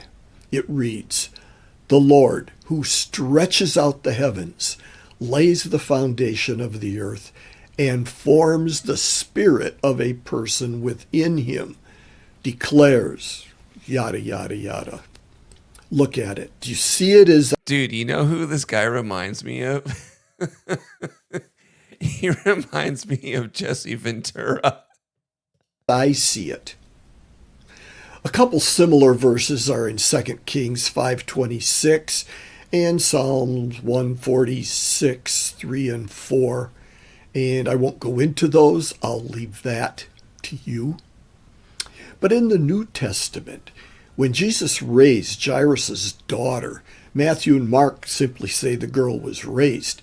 But Luke, the physician, gives the detail in Luke 8:55, which is, "And her spirit returned, and she got up immediately." The spirit defining life in mankind seems to be almost a given, something commonly understood in the Bible. But for review now, let's backtrack to evidence for the very existence of the spirit dimension. There is a movement in Muslim countries of Muslim followers of Islam coming to Jesus. In many Middle Eastern countries, it's illegal to share the Christian message. So what is God doing? He's bringing dreams about Jesus to these people. This is a phenomenon that is sweeping the Middle East. I'll give you an example. A woman named Noor, mother of 8, Muslim, lives in Cairo. One night, she has a Jesus dream. It's the most profound, vivid dream, unlike any other she's ever had. And Jesus appears to her. She feels the love and the grace and the forgiveness and the kindness of Jesus just radiating from him. And she's overwhelmed by it. She's never felt anything like it. And they're walking along a lake, and she says, "Jesus, tell me more about you." He says, "My friend will tell you." A guy was walking with them along the lakeside. The next day, she goes to the crowded marketplace in Cairo. She sees the man from her dream. She goes up to him. You were in my dream." She said, whoa, what are you talking about? "You were the man in my dreams." And he said, "Did you have a dream about Jesus?" You don't believe that. I've seen several posts confirming that, and even more convincing to me, I have a friend, an Egyptian friend, who knows people to whom that has happened, people to whom Jesus has appeared. This person who told me knows and is reliable. There are other instances. I have a nephew. He and his wife were house parents in Rift Valley Academy. In the early 1950s, there was an uprising of the Mau Mau tribe in Kenya. The tribe was going around destroying white people. They had completely taken out one village, over 300 people, and they were on their way to also destroy those at Rift Valley Academy, a boarding school for missionary children. The people at Rift Valley heard that the Mau Mau's were coming and called for military help. But the military didn't get there until after the Mau Mau's arrived. The Mau Mau's were on their way, but then turned and ran into the woods. The military captured the rebels and put them on trial, and during a trial they said, "Did you do what you did to this village?" And the particular person on trial said, "Yeah, we did." "Were you intending to do the same to Rift Valley Academy?" He says, "Yeah, we were intending to. We were on our way." "Well, why didn't you?" They said, "When we got there, the compound was surrounded by soldiers. They decided they better not attack, and they took off into the woods." Rift Valley Academy did not have anyone guarding it. Those were angels to protect those at Rift Valley Academy. When our second son was in grade school, we sent him to camp for a week. We sent him with a suitably packed suitcase. At the weekend, we picked him up. Of course, I was oblivious to this, but my wife noticed that he was wearing the same clothes that he was wearing when we dropped him off. She opened his suitcase. It had been untouched. He had lived the whole week at camp in the clothes he was wearing. She took him behind the car and made him change into clean clothes. In 2 Corinthians 5, Paul describes our physical body as a tent, a house, even as clothing for our real self, that is, our spirit. We might think of us as spirits camping out. Our bodies are the tents in which we're camping, or our bodies are the clothing we wear while we camp. When we're done camping here and finally go home, our Father gives us new, clean clothing, a new body. Even the atheist knows that if there would be any afterlife, it's not with this body. This body stays and decays. I don't want to minimize the value of the body. Paul reminds us in 1 Corinthians 6, 19 and 20, that this... You don't want me to end it? You want me to keep going? All right. Make sure that you at least give it a little bit of a like on here. Body is the home of the eternal us and of Christ's Spirit that lives with us. And as we live in this dimension, as we camp out here, it's our responsibility to keep our home and our clothes clean and in good repair. So our eternal self is spirit. So what? There are some very big so whats that go with that, I'll tell you. We'll take those in other parts. I like that guy so much. He's such a good, wholesome guy. I wish I had that same energy, but I'm just a vindictive, evil person. I thought about playing the Come Town coconut and banana story for Jared, but I don't know. I'm thinking about it, and I don't know if he'll like it very much. Fuck. What was I? I'm not sure if I really want to play this because this is a long video, and it may make you fall asleep. But Slav did send me this just now. He wanted me to play that. Christchurch was an Australian extremist stormed a mosque and took 52 innocent Muslims' lives. And it was a full-on moment for, I think, most people in Australia and New Zealand, if not the world. This Australian extremist stormed this building, this mosque, this room, where people were saying their prayers and going about their business. And for me, the saddest thing about that, it wasn't the 52 people who were killed. It wasn't the countless others who had their lives changed forever because their family members were taken from them.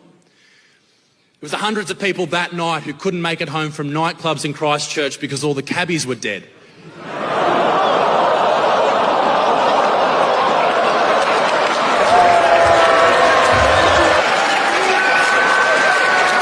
I tell you what though, and he was an Australian extremist. He didn't run in screaming Allahu Akbar, he ran in there screaming, Wardy's the king of spin!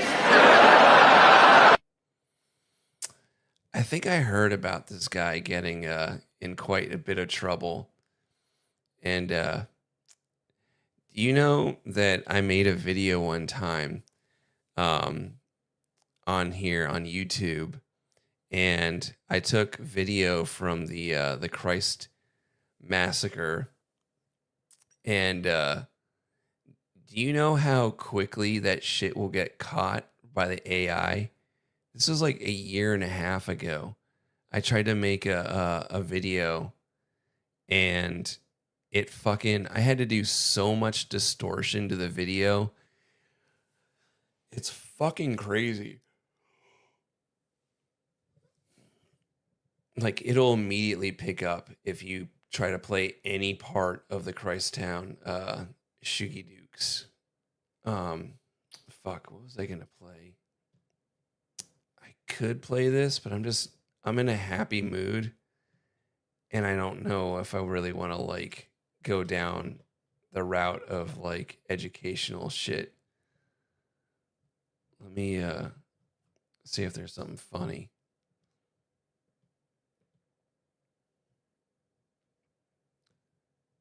Damn.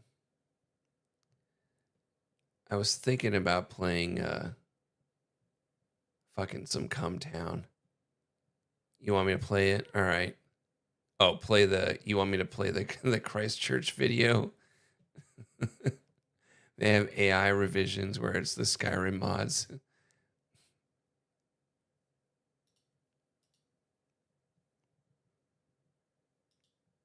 Have a good one, Vince. Dopamine. It's 1:50. Oh shit, it's 2 a.m. Let me see where this goes, and I'll play it maybe next time. Tomorrow we have J Talk with Jared, by the way. Yeah. Fuck. Because if I stay up too late, then I'm gonna not be able to finish pulling down all the cabinets in my kitchen. And then that'll delay Jared's J Talk thing. Let me play a little bit of this and we'll see where it goes. This is Michael Parenti, who's a socialist historian who's actually really interesting. And he's not like your normal, like, annoying socialist. He's actually pretty smart. And okay, yeah, so this is the guy that I was telling you about, how he this guy here, Michael Parenti, was actually speaking out against what the government did in Serbia. So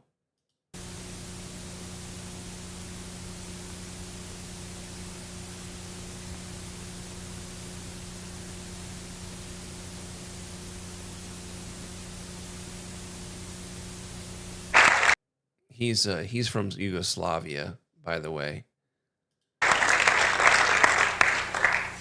And I bring my own chair wherever I go. Okay, well, thank you for coming. I think this is a very appropriate room for the talk, because it's really a kind of ugly fascist architecture, and that's kind of the subject. There's no amplification, and I'll try to raise, but it's really hard to pitch for an hour. I've done that at times, and it really strains. So if you can't hear, just come sit down closer. There's plenty of room all around here, and sound is coming fairly soon, they say. And I can't move around because I'm a slave to the media here, as you could see. Okay. The title of the talk is Imperialism, Drugs, and Social Control. And the problem you have about talking about imperialism is that it's not accepted as a legitimate word by the major media, by our political leaders, by most of our mainstream academics. That is, they do not believe that imperialism, which has been and still is the most powerful force in the history of this world, in shaping the map of this world, they do not believe that it exists. If you say 19th century British imperialism, they'll say, oh, yes. Yeah. Or if you say Soviet imperialism, they'll say, oh, yes. But if you say U.S. imperialism or Western imperialism, they'll say, you're being ideological, aren't you? What are you talking about? Oh, do you have a conspiracy theory?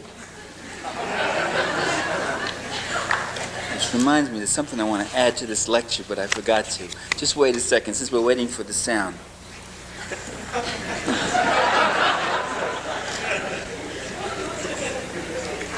Okay. Imperialism, what they talk about in academia, you can't talk about imperialism. You cannot write your master's thesis or your PhD. If you go to your advisor and say, I want to do something on Western imperialism in Central America. And they say, we don't like to do ideological things. You have to do scientific, empirical stuff, and that's not a real subject. So you say, well, can I do something on development theory and dependency theory? Oh yeah, you could do that. So you call it development theory. But if you start talking about the realities of imperialism when you write that, they'll say, well, it seems to me you're being ideological again, not realizing how ideological they are in rejecting the terrible realities of what's going on in the world.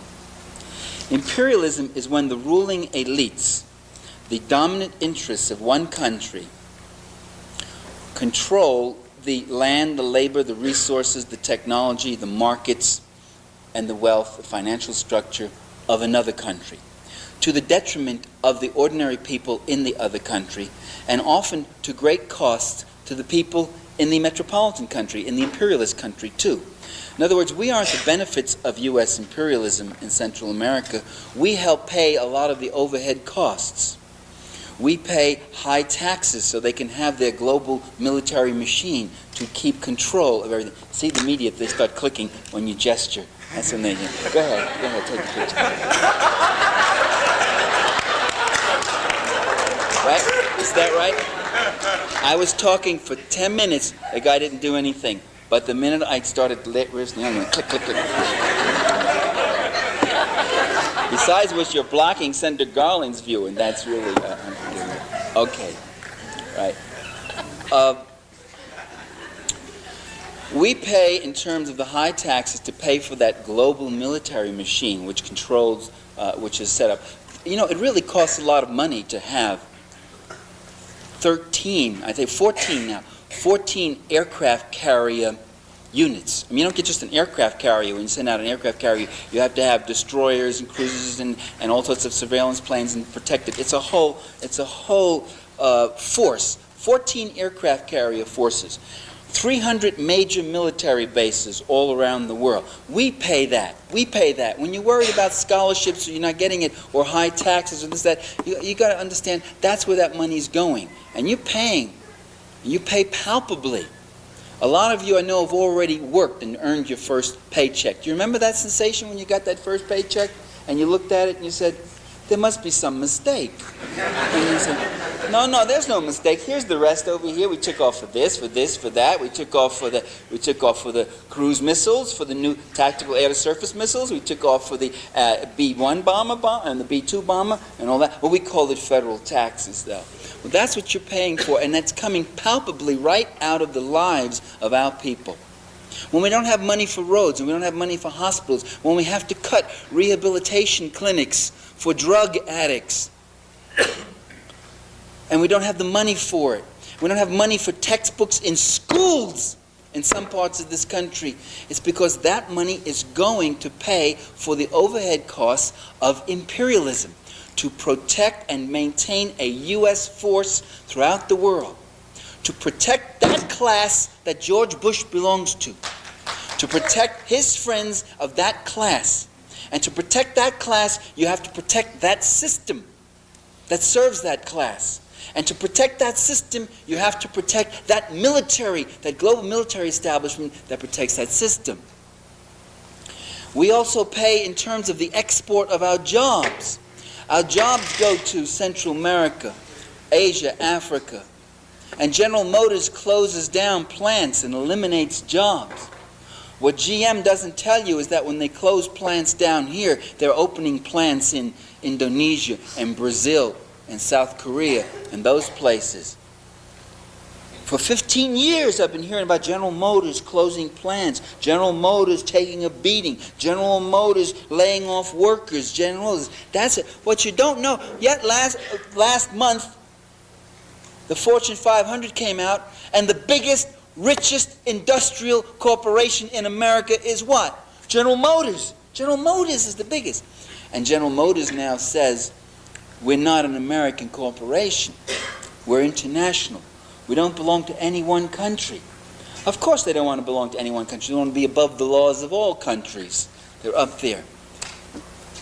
But when their interests are at stake, then they do come, they get very socialistic. They come to the public treasury, to the public taxes, and they ask for our money to build up the public military forces to protect their private wealth. That's what imperialism is about. We also pay in the neglect to social needs in our country. We also pay that the lives of our sons and daughters, our brothers and sisters are put at risk and killed. We have now in Iraq already lost 42 military personnel, plus one suicide, 43. And there hasn't been any war yet. The other sufferers of imperialism are the peoples of the third world. It's so crazy that this video is like 30 years old and like it's the exact same thing that's happening now.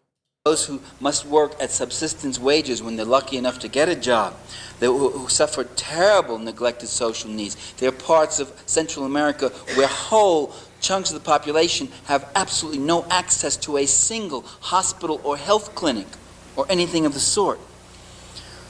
They suffer political repression. They suffer environmental devastation. We always think of the environment as being devastated in industrial areas like LA or New York or in the industrialized world. But you should go to the third world. The land is in a state of shock. There are no environmental protections against the massive use of pesticides. There's no occupational safety laws, no minimum wage laws, none of those things. The result of all that, though, are profit rates of exploitation that are 200% and 300% higher than they are even in the United States or Western Europe. So that's what imperialism is about. Now, to justify that arrangement, for almost 80 years, the United States and other Western countries have used the Bolshevik menace. In the beginning, later on they call it the Soviet menace. That is, we had to maintain this great military machine to meet the Soviet challenge. Now, I argued in The Sword and the Dollar, long before the dramatic changes in Eastern Europe, which is still going on, that if the communist countries were to disappear tomorrow, that we would still need a huge military establishment. I said, it's too bad reality isn't like an experiment where you can control for a certain variable and you can test your hypothesis. Well, sometimes reality is like an experiment. That particular variable suddenly is dissolving itself, and we are testing. And the test shows so far that indeed that's exactly what happens. That our leaders get up and they say, we have to be in Guatemala, El Salvador, Nicaragua, Grenada, Indonesia, and so many other places. We had to be in those places. We had to overthrow those governments. Yeah, I posted a video in the Low Value Mail Patreon chat that was on X of the Top Gear episode. And he's filming and then pans off and he sees a guy fucking a donkey and they just start talking about how it's normal. And then he's like, he tells the rest of the crew, we're out of here. We had to support dictators and death squads or sometimes elected governments. You can get elections in a lot of these countries, but they are elections which exclude the working class. And you exclude the working class as you do, for instance, good portions of the poor and working class in this country, not necessarily by disfranchising them, but by giving them nothing to vote for, by giving them two candidates who are both members of the oligarchy. We had to do all that stuff because of the Soviet menace. We had to do all that. Well, I argued that was being done not because of the Soviet menace, and I and others of us on the left, but because we had to make the world safe for multinational investments, for big banks and big oil companies that own so much of that world. And that you couldn't tell the American people who were out there doing all this to make the world safe for Chase Manhattan and General Motors. So you had to tell them we were making the world safe for our national security. But you couldn't convince them that a little Grenada or Panama or Nicaragua was a threat to our national security. So you said that, oh, the Nicaraguans were the puppets of the Cubans who were the puppets of Moscow. Now you have a situation where The global evil empire is the leader of the evil empire has just won the Nobel Peace Prize, and the empire itself is dissolving and cutting its troops dramatically, 15%. And if the global military machine were a response to Soviet Jared. aggression, why are U.S. leaders saying, we can't cut our defenses now? You heard George Bush the other day. He's just... I wouldn't count on him calling out the Jews on this one, Slav. He, like I said, he's a socialist, but he actually like says a lot of stuff that I agree with. So he was like kind of my my introduction to this kind of stuff, and then I kind of moved past it. But he's got some good books. He's got a good book on Julius Caesar, the assassination of Julius Caesar, and he's got some really good takes on Kosovo. Hey Tom, you're a little late. I'm actually thinking about closing up shop right now because we've been going. How long have we been going? Probably going 3 hours almost now. So, yeah, I need to get to sleep so that I can go and wake up and get stuff done for the house, and then I can go and film another episode of J Talk with Jared. So I appreciate you guys watching. Like the stream, that'd be nice. Yeah, Tom, you you really missed a hell of a show, man. Like, we've been all over the place. This has probably been one of my favorite episodes that I've done in a while. I had a lot of bangers.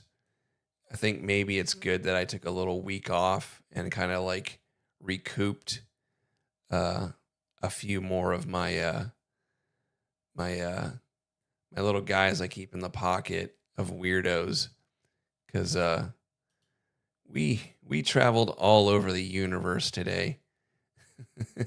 It's been quite a wild ride. So I appreciate you guys being here, and I'm going to sign out. So like I said, like the stream, and maybe we'll get more people watching J Talk with Jared. And maybe one day I'll get big enough and I'll be able to have Android Grandpa on here, or some interesting new characters. And subscribe to Android Grandpa. Android Grandpa's 2790. He very, very, very interesting little find I found. So, good night, guys. That was lots of fun. I'm going to go ahead and hit end.